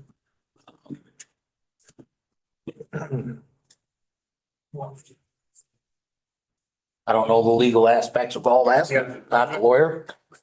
Well, I'm not sure what you mean by a pause. Well, I mean, The pause would have some fiscal effect, so, I mean, if that's what you're looking for, that would have to be in the form of a motion to amend the budget to reduce that particular line item by whatever number you have in mind that would, equate to not hiring that position for 6 months or something or whatever. And I'm just throwing things out. well, Trying to create I guess my concern or the question is that obviously there's some unknowns here. None of us sitting at this table know, but the fact is we don't know if we're gonna hire another position. If we do, we don't know what that position is gonna be paid at. In other words, we're budgeted for 142,000, but we don't know if we're gonna pay that individual that amount of money, whether it be less or more. So my concern is that, I mean, the budget's tight. Everybody sitting at this table knows the budget is tight. So I mean, obviously, there's gonna be another meeting Thursday. I mean, if somebody can come up with answers. Your pause mark might be to, you're reserving judgment. You're not making a motion to do anything with this line now. You just want to think more about it? Well, my question is, like I said, we don't know. what, if this person that we may consider is either gonna be paid more or less than that 142,000. So I find it kind of, I'm not saying it's in, that we can't keep it in the budget, but I think it needs further investigation. And obviously somebody that way smarter than me has to, try to answer these questions for myself and maybe, everybody else sitting here. I mean, we're funding I know we've talked about it before, but we're funding a position that we don't know if it's going to get hired, when it's going to get hired, and what we're going to have to pay that individual once we hire them. So my concern is I'm not saying to, vote on it right this second, that could come Thursday during the actual budget vote. And we can make amendments or whatever at that point in time, I believe. But, it's just something that stands out to me. And maybe it doesn't make any sense. I don't know. Well, let me just outline the options at this point. Obviously, the budget is a projection. Hmm. And, the line item that you're referring to is considered a holding place, if you will. And you can do one of several things. If you want to amend that line item now to amend what you think the projection should be, that would be one option. The other option is once the time comes at a future point when either the position is filled or whatever, then you make the motion to, or at that point, the resolution would be to amend the budget either up or down, but depending on what the ultimate decision is. So those are basically your options. But once the budget gets passed, there's no taking money out of it. It's passed, correct? Yes. Right, once it's passed. But if it's unused, it goes back to the fund balance. But Right. I guess, I've always supported that there be some form of operations man. I can't imagine that if the position gets filled, we're going to pay anyone far less. I just don't think but that's to your point, Mark, whether it's filled at all, whether it's filled in February, we don't know any of that. At Mark's request, Diane sent out a list of 31 positions that are funded in the 25 budget that are unfilled right now. Right. And we can't take that approach for all these positions. Correct. I think that would be irresponsible of us. And we may or may not fill the position. I think that's fair to say, and we may fill it. And if we have the budget, we're going to take it from fund balance, and we can't continue to take money from fund balance. And if that position sits empty for a period of time, that money does return back. It doesn't get spent. And it does allow us to have money returned back to our general fund, not being used at the end of the year. I think it should be left in the budget the way it is. And it gives us the options as we move forward in 25 for that position.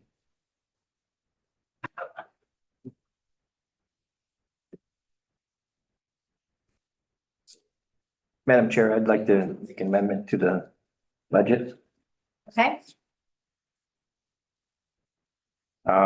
It'd be in the planning department. It would be, I'm not sure what page, but A80 5101 be the full-time salary. Be reducing it by $60,000. And this would be eliminating the administrative assistant position after April 1st, just like all the other positions we're eliminating. And then funding one of the planners for only 75% of the year. With health insurance, dental, and benefits, to all the benefits, it'd be a savings of $84,169. That would reduce the fund balance by. Can I ask a point of clarification? hang on, you put a motion on, before we go to it, I'm just looking it up, so I'm looking for a page. So planning. 30, it's in page 36. 36, thank you. 37. Then, your motion, can you repeat that? General. Yes. In general, it's basically reducing the administrative assistant. Only the first quarter of the year. Reducing the other positions that we're eliminating. And then it would also reduce one of the planners to 75%. So they wouldn't be able to be hired until after April 1st. Okay, thank you. Okay, that was a motion. I made the motion, Do yes. we have a second? I'll second. Discussion on this motion? Madam Chair, Yes. I'd like to see the whole planning department eliminated. We're in a crisis situation with the building and that. And yet we're funding an organization which is costing us $1 million a year roughly by the budget. Brings in very little in revenues and does work for towns and counties, towns and villages and other institutions rather than anything that very little that benefits us. It's time to, cut our losses and get rid of it. Not just trim it here a little bit or there. Let's get rid of it. It's particularly unfair to the city of Auburn, the residents of the city or the taxpayers. They're paying for their own planning department. And they're also paying for this planning department, which works for somebody else. This should be left to private industry. The same reason I voted against the previous resolution on the internet. We need to get away from doing all these things, let private industry do it. And that's what this should be. It should be run as a private industry, by the private industry, rather than a company operation. Thank you. Further discussion?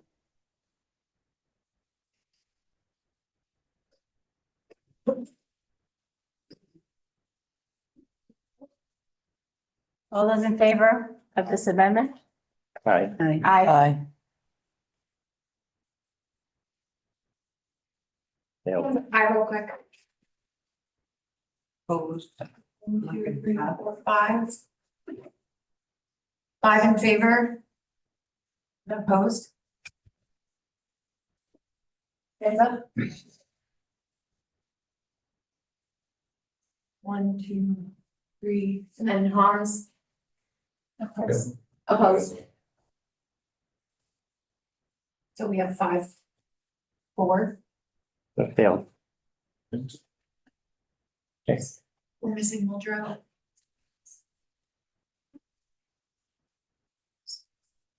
So this resolution failed and basically the planning department stays as budgeted without any reduction.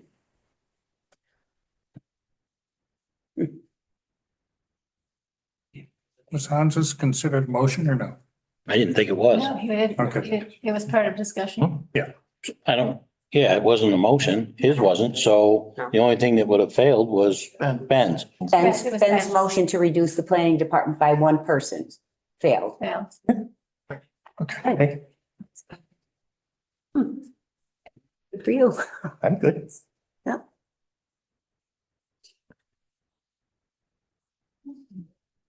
Anybody for the public hearing? At this point, is that what you said? We're right on. At this point, if anyone here wishes to speak to the public hearing, you're welcome to approach the podiums. If anyone is online and would like to call in to speak to the public hearing, the number is 315-294-8051.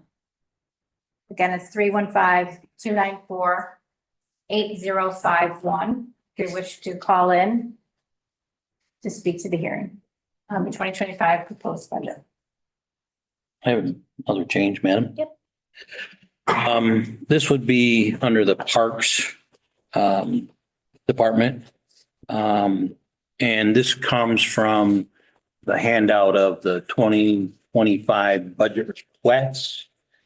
And It's A7-1104-54147. I don't have a page number because I took this from handout sheet. Thank you. That was given to us. I can help you. Which account did you say?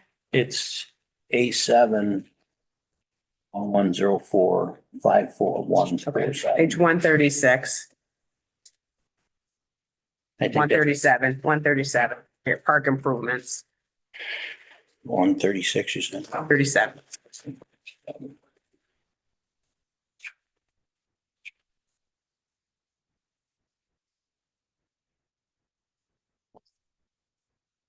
Everyone, okay, that.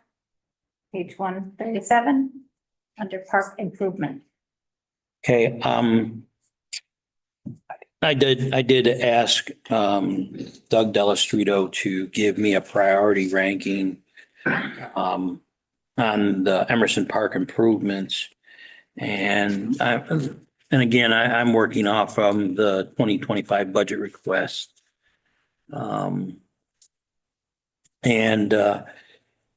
Looking at the items that are there, there's a park electronic traffic gate at the cost of 40,000. There's an island channel dredging cost of 25,000. A conservation shelter slab repair at the cost of 25,000. Entrance signs, there's 3 of them, the replacement of them, 60,000. Curb removal, paving repair at the entrance at the cost of 265,000. And then there's a design park entrance and an ADA drop off. And that cost was 76,000 for a total of $491,000. I'd like to change or make a change and have those items eliminated from the 2025 budget. And I apologize, I don't have all the specific line numbers for those things. Like I said, I was literally working off the sheet that was handed to all the legislators. And there is another line. It's A7-1104-54059. It's an Emerson Park professional services. There is a network surveillance install for the cost of 75,000. The Fleming parking light design fees at the cost of 45,000 for a total of 120,000 for those 2 items to be cut from the professional services. So adding the Emerson Park improvements and the professional services, the total that I'm asking to be cut from the parks budget is $610,000. And I'd like to make that a motion if it's possible.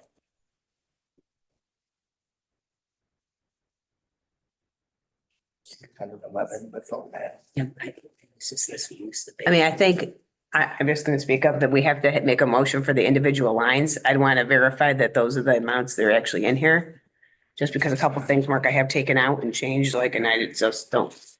Like I said, I was just working off the sheet that. I know, but I don't have it total that way.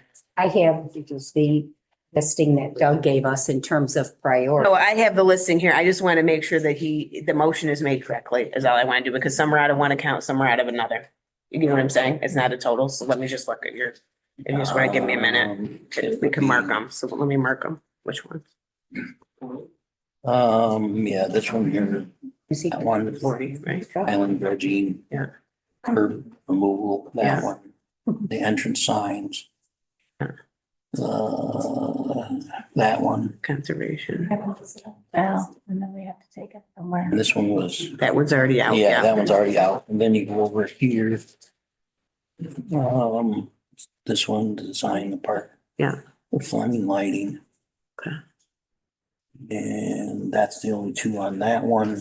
And then there was somewhere, the 76,000 for the design. That was on the front side. No, that was here. That was here. The design is. Yeah, okay, yeah, that's the one, yeah. Let's just double check figures. I think I got all of them in there.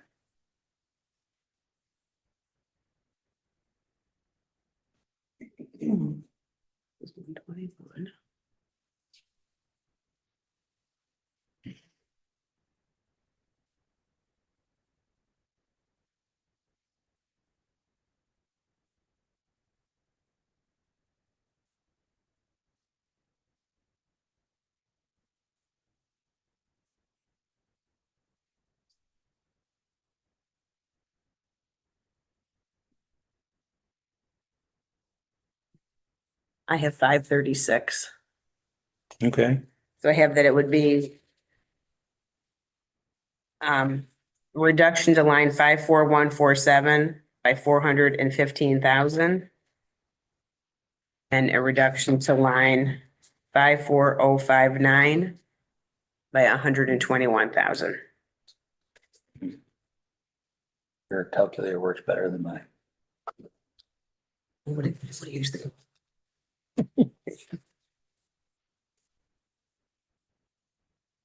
Well, then that total that Lynn mentioned is fine with me. And I'd make that a change to that budget line as a resolution. That's a motion. Motion, that's the word I'm looking for, sorry. Do you have a second on this motion? I'll second that. Discussion on the motion? Please, I didn't hear every specific item lines. Please go over with me exactly which items you are cutting from the budget for parks. Is it all everything? No, it's not everything. There are things. Which one? What's Why left? don't you just tell me what's left? What's left? The park offices, sewer station refit, the pavilion facade, repair, the Where's that? power upgrade, that's already out. That was taken before me. I guess, there's a road maintenance chip and seal, limestone road barrier. The network surveillance install, that was reduced from 150 to 75,000. I don't understand what that was, but flipping over to the next page on, our page that we're given, the fireworks funding is in, sewer station preventive maintenance is in, the pavilion HVAC control system replace is in. That's just for Emerson Park. I didn't total them up. As far as And what were the other cuts from the other parts of the problem? But that was it, what he proposed. They're just two different lines. Some are in the park improvements and some was in the professional line. Just to be clear, the curb removal, the 265,000, you're recommending that come out? Yep. The 60,000 for this entrance signs, re-entrance signs, that's coming out? Yep. The conservation shelter slab repair, is that out? Yep. And the only thing you left in is the island channel Oh, dredging? that's out. Oh, that's out too. 25K. So there's nothing left except the sewer station? Yeah, and then the pavilion facade repair is to be paid out of the repair reserve. Parks office sewer station refit is what's left on that list. Parks office sewer station, yes. To me, I find it interesting that you asked for the priority listing and totally disregarded everything that was on it. No. Well, the only, If you go back and look at it, no, well, you left the sewer station refit on, and then the second and highest priority was the curb removal, which I guess from talking to Doug has to do with a lot of under the ground infrastructure, wherever Doug is. Is that right? Oh, Doug? Yes. The 265,000 curb removal, paving repair, entrance, that's quite a kind of a you explained it, it's expensive because of the infrastructure underneath that. Yeah, there's a lot of infrastructure there, and it's actually expanding those lanes per some DOT requests, get our entrances wider that are there to kind of come up to code and allow us to have actually 2 lanes of egress and ingress on at that area. You ranked it as second in priority for the projects you have to do, and that's because? Yeah, we put it in because there's all that curbing is kind of failing, so we're constantly cutting rebar that's sticking out into the roadway. It's also not really wide enough for 2 lanes, even though we try to use it that way. So it poses some challenges. It's the front door of the park, and the infrastructure is all failing. It really needs to be replaced. Okay. Well, I guess my concerns, and I'm not taking anything away from what Doug is saying, but the fact of the matter is this budget, we're cutting people's jobs out of the budget. And now, I'm not saying that the curbs don't need to be, fixed. Obviously, if we had lots of money and, it wasn't an issue, we'd be doing all these things. But the fact of the matter is this budget, we're cutting jobs. And I can't believe that some of these things can't be put off another year, maybe even 2. I guess you make a valid point, Mark, but Doug, to your point of view, the ones that could be put off safely, is the curbing one of them?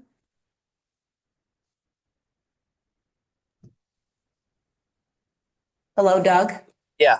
He's talking about putting some of these projects off. Is the curbing considered something that could be put off a year? Yeah, sure. Certainly it could be. It just continues to deteriorate, and we're taking out as much of it as we can. So.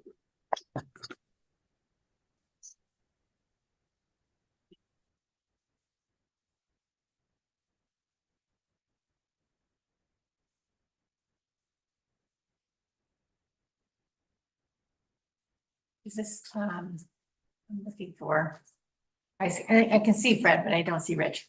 Rich, Rich, right here. yeah. Can I Sorry. can I offer amendment to his amendment? There's no amendment yet. Well, yeah, There's a the motion hasn't been Hasn't been, voted on, so you don't. it's just a motion. You In a have second. motion and a second. Right, can I offer an amendment to that motion? I would vote on the amendment first, and then if you have a different amendment to make to the budget. It's not like a normal, Right, you don't have a resolution, it's not. Okay. I don't remember what we've done on that, so. Just vote. Yeah. you want to make them. Well, so in part of my discussion, I'll make the Yeah. proposal. Which is just part of the discussion, but I appreciate getting the priority ranking, and I do agree. This is a tough budget. We are looking at cutting positions. However, there are some elements that have been requested that have not been upgraded in 30, 40 years on this park. We are at a moment in time where we're looking at getting revenue finally from the gems that we have in our county, being the Sterling Nature Center and the Emerson Park. We have never utilized it as generating revenue to its fullest potential. Currently, we have thousands of people who come into the park weekly. So there's a couple of things that I wanted to sort of reconsider. Let's see. Sewer station stayed. Yep, that Okay. stayed. So the Fleming parking lighting design fees. As I said, we have thousands of people who come here on Thursdays in the summertime. We have parking over on the other side of the island. We've started to charge for parking. This will become a lucrative benefit to the county moving forward. We do not have lighting there. People park on the grass. It is dangerous. So that is something I would like to consider to remain in the budget. Is there another sewer thing? He didn't take that out. So to me, that it would serve as a priority item, I think, in moving forward, because we've built summer concert series with the FOs. We're doing more and more programming. I think the least we can do is start to formulate a plan for lighting. And then we can really set a course and a plan for generating some revenue. Because we have not done that, and we need to start that work. Can I just ask under park improvements, the recommendation now is to have $415,000 come out of park improvements. Is that what I heard you say, Lynn? Yeah. And 121,000 out of professional services? Yep. Yeah. Okay. Personally, I would support some reductions in the park improvements, but I don't know that 415,000, that's pretty much all the projects that were going to be done. Mr. Strong, I would also support some, but I think the chair has a good point about the Fleming lighting design. And I think it's a conversation if you'd like to amend. I think you may find some bipartisan support. I think it's a little steep, given some of these items that are needed for safety and for the amount of public use that the park is beginning to have with the concert series in the summer and the groups that we're having in there. Revenue opportunities are there, and I think we'd be remiss to open ourselves up to safety concerns or liability as well. Well, I certainly can understand the argument for the lighting. And I would be willing to let that go, but I do want to go on record as saying that I know personally that I observed the concert series all summer long. I know there was, monies charged for the parking, and I'm sure some of that money could, seek it, make its way back to, the county somehow or another. I know we asked for an additional 18,000 to bring the parks, I guess, budget up to 100,000. I supported that, and if it will take, the 45,000 to save, the rest of the money, I would let the lighting go and make that amendment to my resolution. If that makes sense legally. Yes, as much as I would like to see these upgrades, I do agree. This is a tough time. Like we said, I forgot to mention before, but that safety concern is a huge concern. So this is for the design fees, and then hopefully next year we can implement the design for lighting. So I'm amenable to that change. I am as well. Yeah. So what do we have to do? I'm looking for the legal guy here. Right. If you withdraw your original motion and the second is withdrawn, then you could remake your motion at the correct amount that you want to put forward. Okay. So I will withdraw my first motion.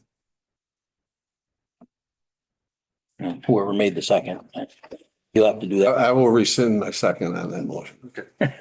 Okay. I'll put forward the motion to amend at the number you want to put forward. So The best line by that much.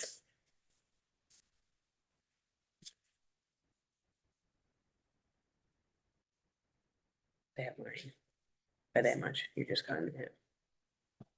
Total would be 491. on both lines? Yeah. Okay, so, Each one, so this one. all right, so line number 54147 The total would be 415,000. And then line number 54059 of 76,000 reduced for a total of $491,000. And I'd make that a motion. And I'll second. Any discussion on this motion on the table? Make a comment. This is basically what we've been doing with the county office building for 30 some years.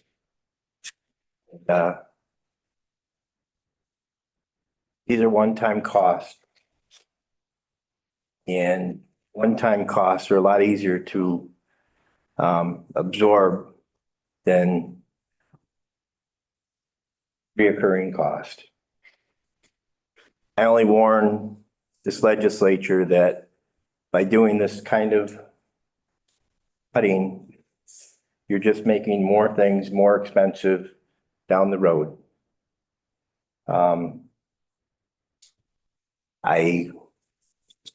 If it passes, fine, but I'm just kind of predicting the future that's going to cost us more in the future. Thank you. I could add to that. I recognize that, as we've seen the past few years, systems failures on this island have always been either an emergency resolution or a very rough resolution. I will tell you, there will be failures, and this is our responsibility to take care of this park. So I agree with you, Ben, that we have been deferring maintenance here. That seems to be the theme of the county for the past 40 years. And where do we get at the end? Unfortunately, we don't have a place to turn to make the repairs. As you know, where we are now with our fund balance, and repair reserves eaten into over the time. So I do agree, it's extremely frustrating.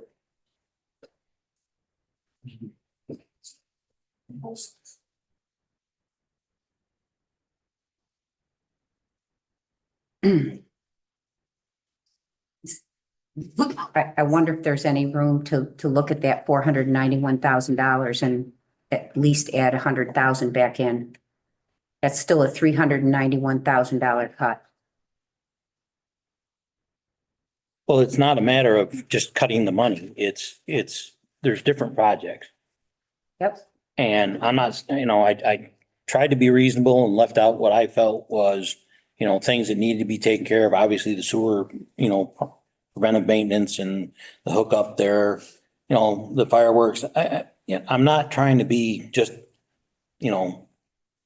numb to all these things, and I'm not saying any one of these projects don't need to be done, but what I'm saying is that I think to be conservative, we need to look at maybe 1 to 2 projects a year, because some of these definitely can be held off that long.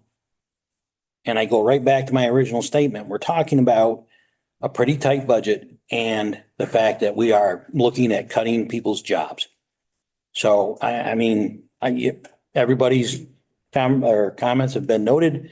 I'm sympathetic to all of them, but at some point in time, we got to start cutting somewhere. And I'm just trying to do the least amount as possible.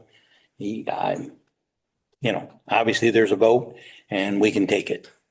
My only concern is at this point, what's remaining out of it is the curb repair. I'm not suggesting we put the entire 265 back in. That's not a suggestion, for reasons that have been stated this evening.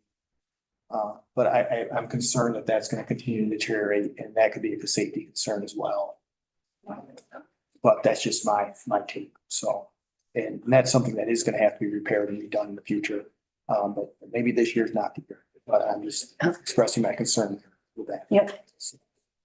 So if I could, if we're having a bit of discussion, if there is anything you could retain in that line, you may be amenable to getting this passed. Is there a certain dollar amount that you're thinking?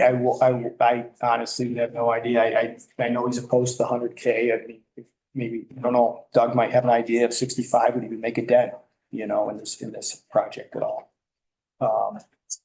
I don't know how much it costs to do some mall repair over there to, not the entire project as he defined it, but at least maybe the curbing in some of those areas that he identified as major need. I mean, they'd listed as number 2 on his list.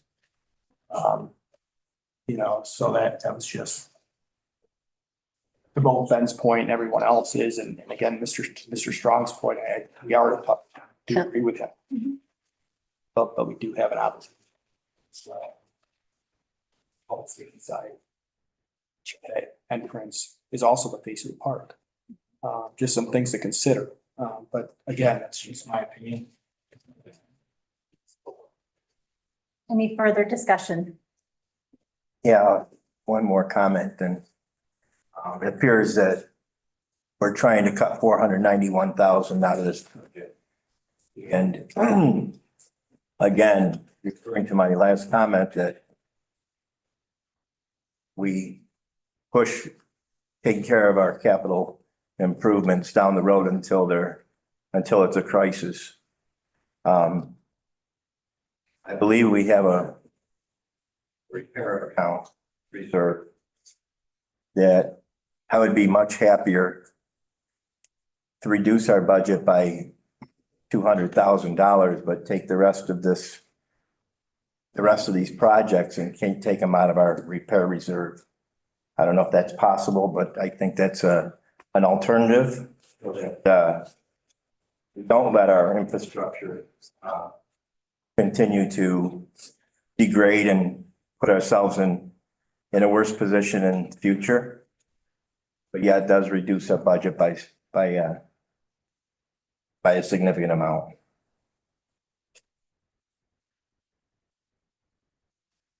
Now, Ben, if I may, Madam Chair.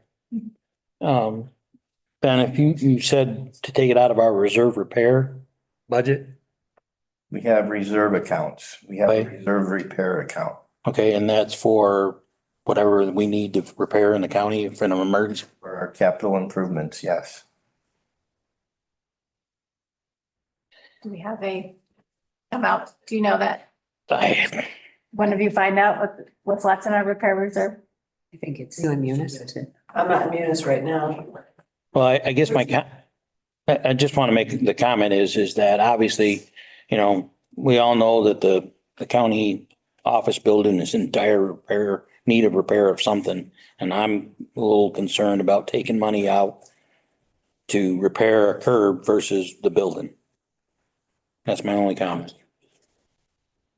I can assure you that the amount of money in the repair reserve Yeah, really. is going to be very minuscule compared to what we need to spend on the building. It will be bonded. I understand that, but every penny counts. Yeah, so if, like Legislator Vitale says, if he wants to take money out of the repair reserve account, then that is totally separate than this line item that we're looking at right now, so it wouldn't have to be in here. So by taking that out of here, those funds are still available from the repair reserve account. Is that correct? Yeah. So the motion though would still be to reduce these particular lines in the budget by 491,000. Okay, we would. That's the total. We'd reduce this, and this particular project would still have a possibility of being done under the repair reserve account. Anytime you want to withdraw from the repair reserve, you have to do a separate resolution to do. Yes, right. He's not ready. Right, but it's a possibility Right. down the road. It's not just shutting it out altogether. Yes. Correct. There's more money in the capital reserve than the repair reserve, right? I mean, I think at the time, we'd have to look at to see if they qualify for any of these reserves. Some of these I was trying to get. some of these may not qualify. It's not a building to dredge the Right. outlet, and it's not a capital repair either. So we would have to look at them individually. The attorneys would decide if they qualify or not at the time. That's kind of why I say you can't do the whole thing. Some of the stuff will qualify, some of it won't. Right.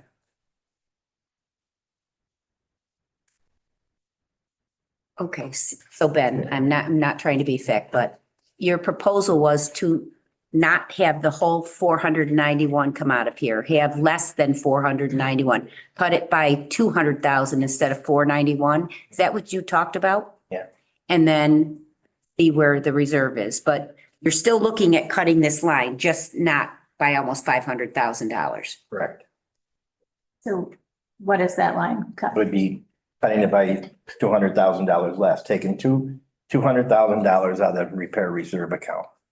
Or if you folks will pass it, then take 300 of it, if the stuff's available and the money's available and the projects qualify. So cut 300,000. So that would be, if you took 300,000, you would be reducing our budget by 191,000. Well, 491 would be reduced to 191. Just so y'all understand procedurally.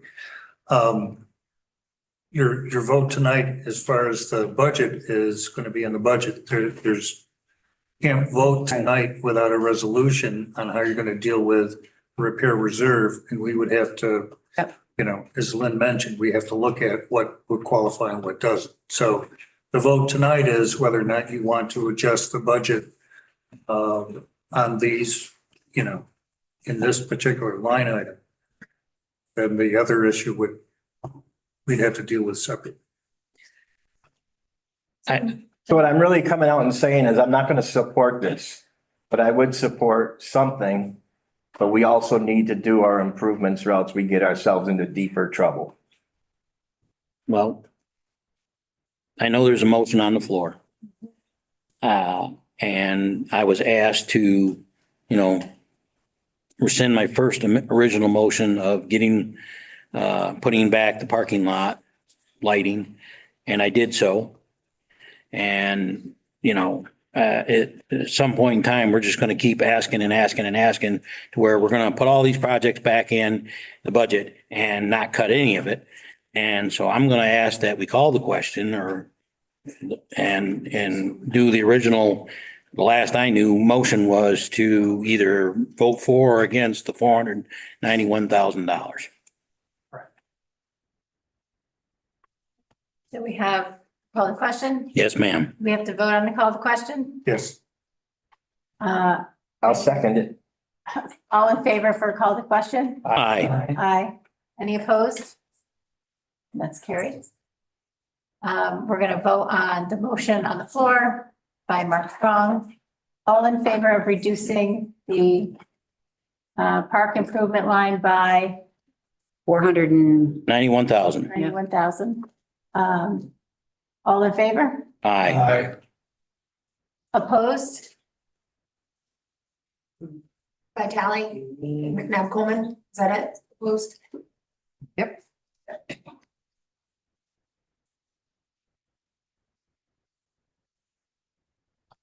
And skipping into the budget. We don't know. Shouldn't ask it.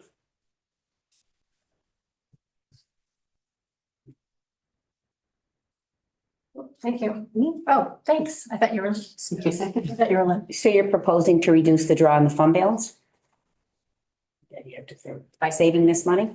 Yeah. What I have to say. The tax level. That's one. Didn't know if we're. What makes the most sense? I'm asking. Yes, the fund balance. The fund balance, I would ask. Yeah. That 490,000 against the fund balance. Okay. So the use of fund balance then, Goes down by 491,000. and then Lynn, you can give us a new number? Yeah.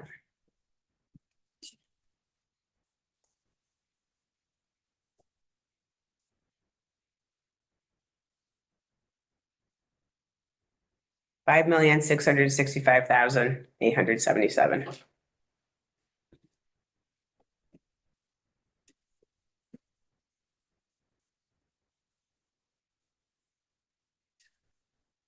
At this time, anyone who wishes to speak to the public hearing can approach. I do have one name here that you may go. up to the podium.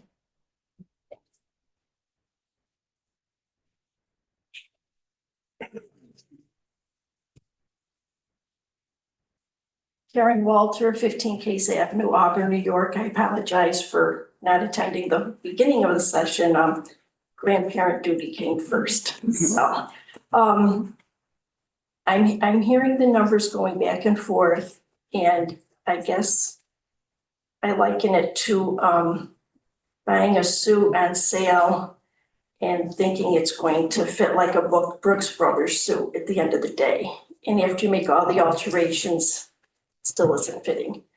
The question to our elected officials are, is there any ARPA money that could be used in any capacity for any of these projects that would take the burden off the 2025 budget?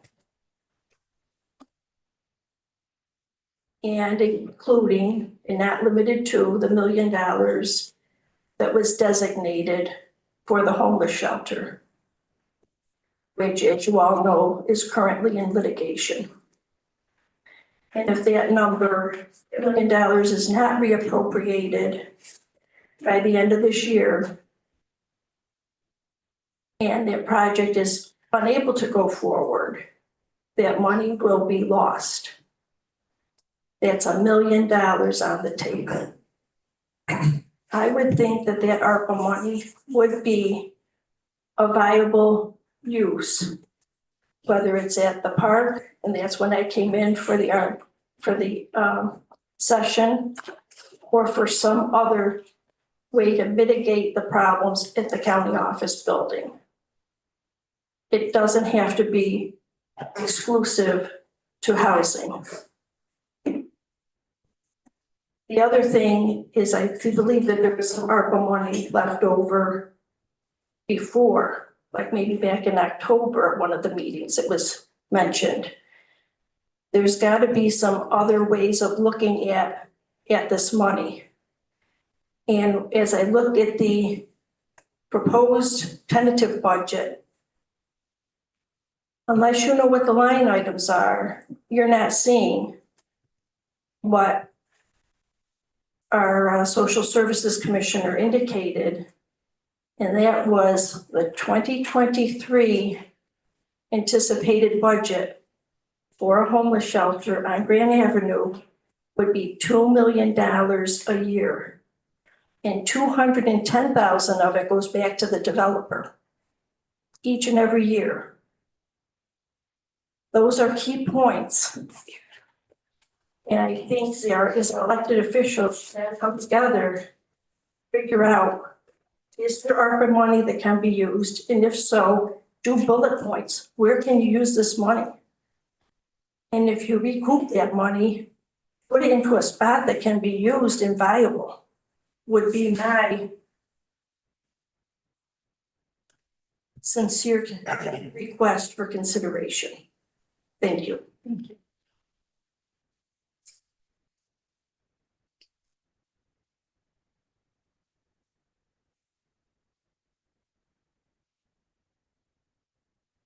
At this time, is there anyone else who wishes to speak to the public hearing? Anyone watching online? I'll give the number again one more time. I know.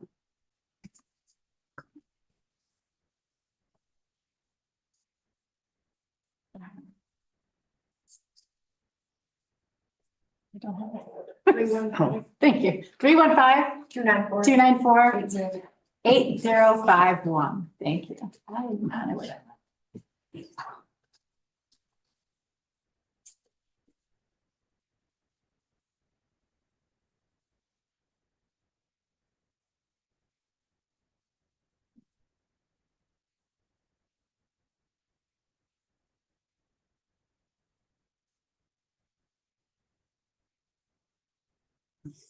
I have more. Of course. Further amendments? Yes, ma'am. I apologize, I do not have a page number, but I do have the line numbers for the Hardenberg parking lot repair. It's $90,000. The line number is A1622-54012. And again, I do not have the page number. I was working off the sheet that was given to us. I'd like to make a motion to reduce that line, the 90,000, and take that parking lot repave out of the budget for 2025.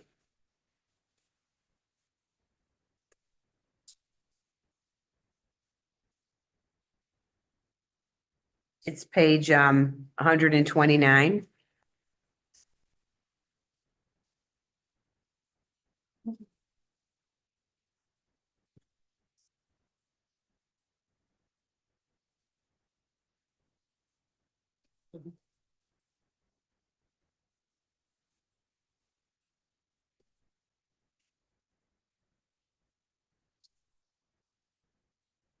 Question?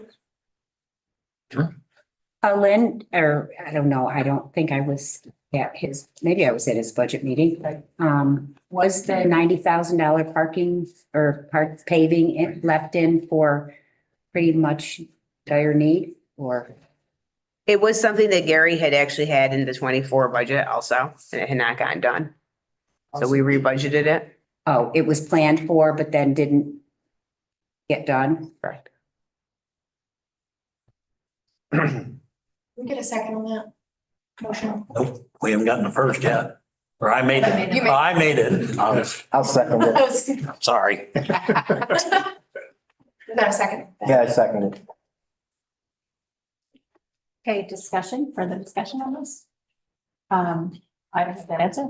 Yeah, do you have any information, Mark, that it's not needing to be done, or? I did speak with Tony? Tony. I did ask him, I told him, we were looking at it.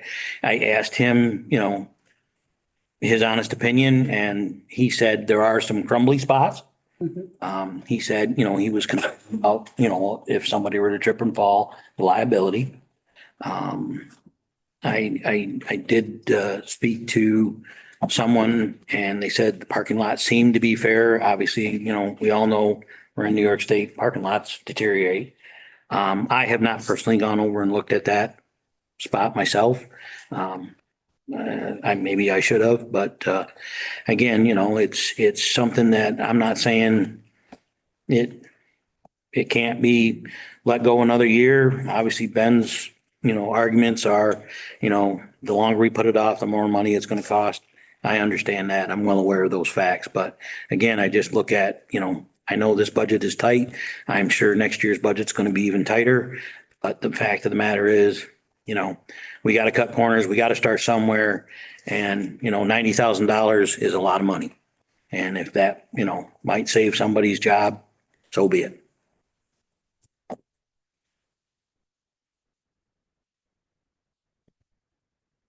Further discussion? I already seconded it. Yeah, further discussion. Oh, discussion. Mark, you said you spoke with Tony. You said there's a few spots. Yeah, a few spots he's concerned with. Yes. Would you be willing to put a little back in? I didn't add. Per se. If we're trying to extend the life of something. I mean, I don't want. I'm not looking to cut corners.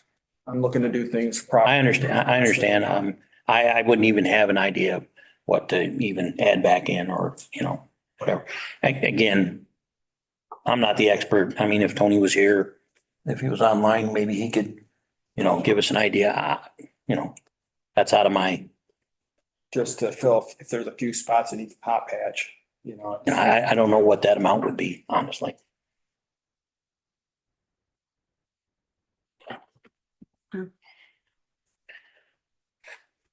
If it was planned for last year and never got done and is moved to this year, I'm probably. Not a priority. Or it might be more of a priority than we think. So I'm gonna go on a limb and say if Mr. Duckett budgeted for this, for the 24, I'd say it's a priority. That's And I have not been there. my experience. So I don't feel comfortable eliminating it unless I see it or hear from. Yeah. About it. We might as well vote on it. Further discussion? All in favor of Mark's amendment to reduce the line for the parking at the Hardburg building Yes, ma'am. for the paving? All in favor? Aye. Aye. Opposed?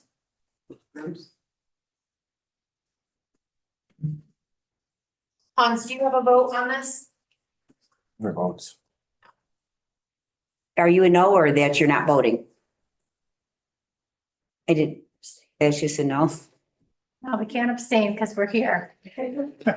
Hans, you want to prepay? I would have said so. So he's a yes. Oh. So we'll just listen for the no's. So the ayes though were Strong, Jay, Vitale and Winslow. And Hans Petcher. Oh, I thought he's in. yes. I thought Hans said he Or was they were yes. in favor of doing this. in favor. Yeah, he's in favor. Yeah, In favor of cutting the, I was in favor of, oh, no. So how many were there? You're a no though. No, it passed. All right, I didn't want How to. many? No, there's only 5 of them voting in favor. Right. So it does not pass. So We it did does say. Sorry, 5 to 5. Right. I can't count, very good. Thank you. I can't count 6. The 290. Yeah, I know. Any further amendments this evening? Yes. My, my favorite one. 6 people. What can I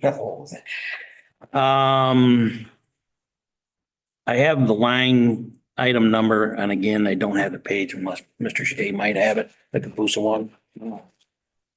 we get your book? Hang on, we'll get all the pertinent information. Page 5. Line item number 54505. 54. Yeah, it's the Capusa line item. Last year in the 2024 budget, we put $334,000 for the Capusa line item number. That money was taken out in 2024. The 2025 request, there was no, that was not put in, and there is no money in the tentative budget.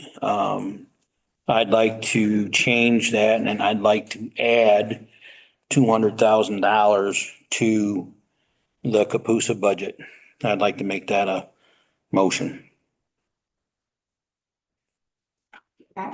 Where's that money coming from? Oh. Okay, yes. Where's the money coming from, I guess? That would increase the use of the fund balance.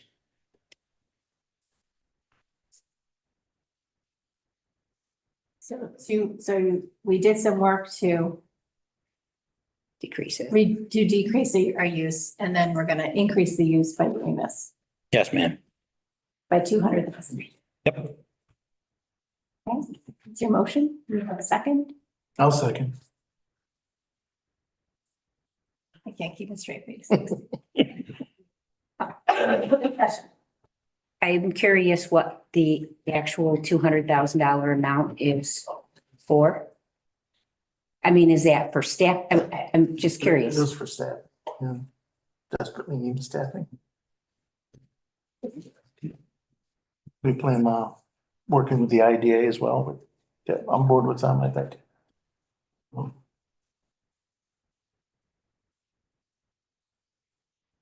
I guess, again, I went to a couple Capusa meetings when I first became a legislator, and I thought I had to get new gray matter in my brain.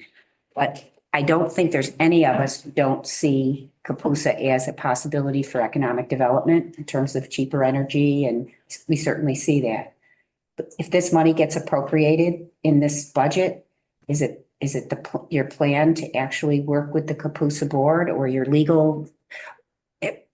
I mean, you need to get a proposal and a contract drafted, and it would have to come to the county for release of this money. Is that what you're intending to do, or? If that's what it takes, so we would certainly do that. I mean, that is kind of what it would take, correct? What it does take. a contract with a tentative, with a budget and some deliverables, and the money would be released as the deliverables get hit, or all at once, or however the contract is written. Correct. And it would be the Capusa Board's responsibility to write this contract and bring it to the county? Yeah, well, I mean, bring us at least the proposal and terms and things. We can prepare a contract. With, if you have their If I proposal understand what the proposal is, yeah. and how the money would be used? Correct. Yep.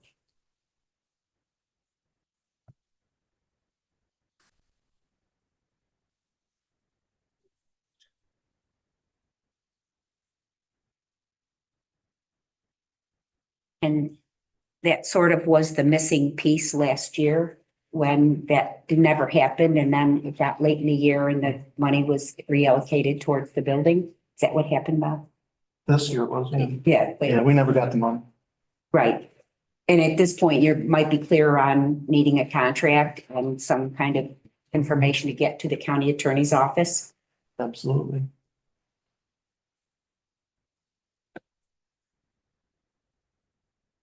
Other comments?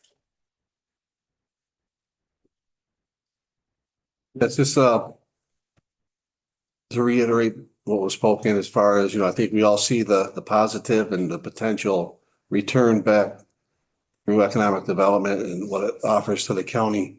And I think our protection will be put in place too with the contract, and as Rich stated in the terms of it, and that would be covered.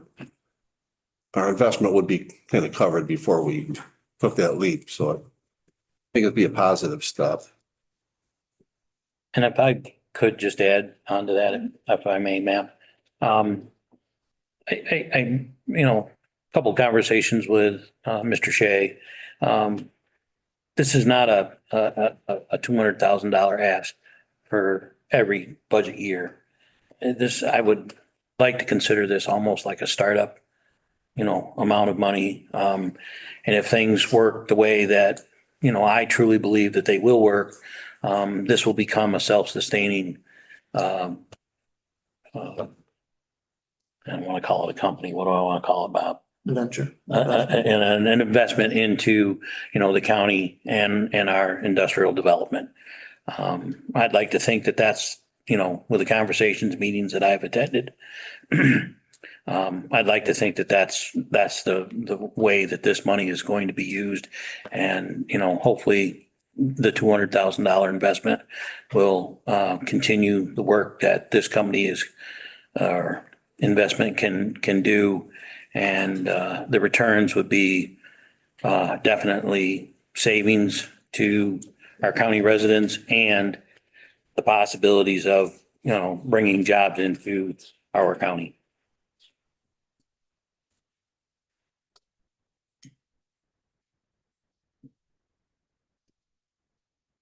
Further discussion? Yeah, I really, really wish this county could make a $200,000 investment in Capusa. But at this point in time, the proposal is take it from the fund balance. And I'll tell you from my experience here, we take money from the fund balance almost every single month. So if Capusa really was to move forward and have a real plan, this legislative body could move forward with this anytime throughout the year and take the money from the fund balance just as you're proposing right now. I just want to add on to that. I echo the same sentiment. I see the wisdom and the value in a public utility. We have the legislation to establish that in our county. We should be utilizing it. I don't know why we're not.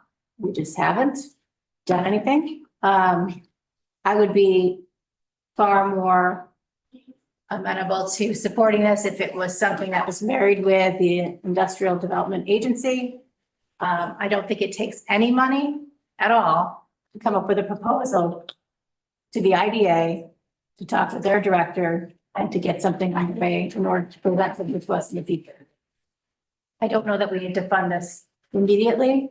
I think if we had a partnership with IDA or some other organization, I just think of the IDA, then we could approach that when the time comes. But at this point, I do not support using this amount of money right now. You mean budgeting for it? Budgeting for it, yeah. So Ben, was your point was that if the proposal comes forward and it has merit, it becomes a contract, and we could look at that point in time in taking money from the fund balance to fund what's. And I think that that's what we've been waiting for several years. And like I said, I don't think it takes any money to come up with a strategic plan to work alongside economic development, such as the IDA. And I will say, when you talk about saving taxpayer money, we have our planning department and our purchasing department who's helping us to work on our utilities and our costs and trying to mitigate that so that we are paying fair share in this county. We've also built a solar field on County House Road in which the PUSA has had no involvement in. So I think there's been some opportunities that we could have used the help, and they were bypassed for some reason. So just don't support that at this time. Yeah, I agree with all that said. Yeah, I agree it's a great opportunity. I agree it could be an economic driver. But I'm disappointed in this board. This budget, last year it was 188 million. This year we're budgeting $192 million when we started this tentative budget. Last year's budget fund draw balance was a $7 million draw. This year was over $6 million. We worked hard. We got down to, we're just about 5.6 now. We're going in the right direction. Mr. Strong made very valid points on why we need to cut money from the budget. Then the turnaround and ask for 200,000. I'm sorry, I'm disappointed. I agree with everything he said about looking at it on the road and supporting it, potentially supporting it. Time and place today to do so. And I'm disappointed that it's up here and we just worked hard to take 400 and 500,000 more out of the budget, only to ask for 200 back in and we're nickel diamond maintenance. So that's. I may respond. Well, I understand that, we've cut money out of the budget due to my requests. And I could see the valid point of me asking to put $200,000 back into the budget. But I also look at, I've been a legislator for almost 4 years. I've seen I have to choose my words carefully here. The disrespect that the CAPUSA folks who have sat on that board, who have tried to attempt to make things to make utilities cheaper for the residents of this county. We were given a $9,000 budget 2 years ago, and they were supposed to make miracles happen with $9,000. They barely been able to, pay their legal fees, rent their office space. And, if you don't know what CAPUSA is, it's a golden goose egg given to this county that people 20 years ago, 25 years ago, whatever it was, had the foresight to get, getting that passed for this county so that we could have cheaper power for our residents and be able to charge on the backside of the meter to create money for CAPUSA and put together jobs, such as, and I have no idea why, the CAPUSA wasn't involved in the solar panel field out by County House Road. I can't explain that. I don't have that knowledge. But the fact of the matter is, we have a very viable item that's a gift to this county, and we fail to use it. So my asking for $200,000 out of $194,000 or $194 million budget, I can justify that in my mind, and I can go home and sleep at night knowing that. Any other discussion? I'll be happy to support in the future. I'll be happy to support Kapuza, that I think that the proposal comes forward. Yeah, and, I think the idea of partnering with the IDA is a potential that should be explored. It's something I'm very willing to listen to during the course of the next year. I know I'm not closed-minded to it at all. I don't want to come across that way. I think Mr. Strong is right that it could be a golden egg. I think there's potential for that, and it's been in there since the 80s. It's happened, and I would like to see it be successful. But I don't know if I'm willing to write a $200,000 check tonight for something that I know very little about. So I think it's up to me and everyone else to get educated and figure out how we can. Further discussion? Just like to say that last year, the budget was approved at the 334,000. And at that time, I expressed a real desire to see results. It was actually a very interesting and memorable conversation in which one legislator offered coming back and saying, I'll be willing to come back and apologize if nothing happens with Kapuza. I'm so certain. But that's the promise year after year. And I just think it makes sense to go the route of the work up front with a proposal and a design, securing strong board and director work, staff work, and no one would argue with that here. But an automatic put in, we did it already. And we've done it several other times over that 20-year period at larger amounts of money than $9,000. Further discussion? Madam Chair. Yes. Yep, $334,000 was put in the budget last year, left in a budget line. And I don't know where the fault lies. We had several individuals come present presentations as to why we needed the money. I don't know. I guess I never saw a contract that was drawn up for people to, the legal people, endorsed and, presented legally to the legislature. But the bottom line was the money was taken out. It was put in a line item number and never put in, the account for Kapuza so that they could write checks, so that they could hire, legal people to write a contract or to hire a director, either full-time or part-time, to give that individual a secretary to do that work, to hire office space. You can't write a check on a budget line. It has to be in their account. And that money was never moved into the account last year. And then it was because, they needed it for 63 Genesee Street, and they took it out to help defray that cost. I can stand here. I'm sure you guys can argue against as well as I can argue for. Yep, we're taking a chance on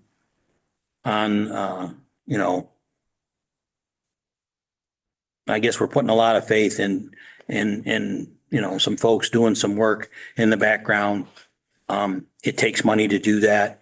And the old saying goes, it takes money to make money. And I believe that there is money to be made to help, defray the cost of electricity to the citizens of this county and to create job opportunities. And that's why I am fighting so hard to ask, for $200,000 out of this year's budget. Thank you. I just want to clarify. So it's Cayuga County Power, Cayuga County Public Utility Agency. It's not a department. We do not just sink money into people's bank accounts, you have to come forward with a proposal. It cannot be, I would like my money now. It has to be a proposal about what's going to be done. And then, we would agree to how the money would be spent. This is taxpayer money. And again, this is not a county department. It's a partner agency, which also they have the ability to raise funds independently as well, which we hope someday that would be completely reliant on raising money. I get your point about startup. But I think that there's I think you've heard of willingness tonight, and I think that there's a possibility of coming back and us making an investment in the future, depending upon how this goes down. Any other discussion? All in favor of restoring $200,000 to the Kapusa line? Raise your hand. That's 4. Opposed?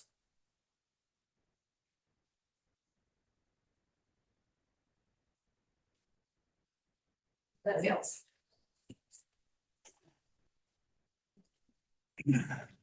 Do we have any further amendments? I have none.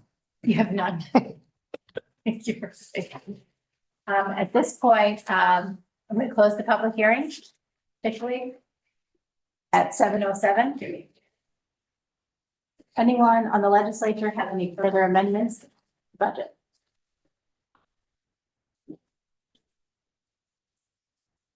Hearing none.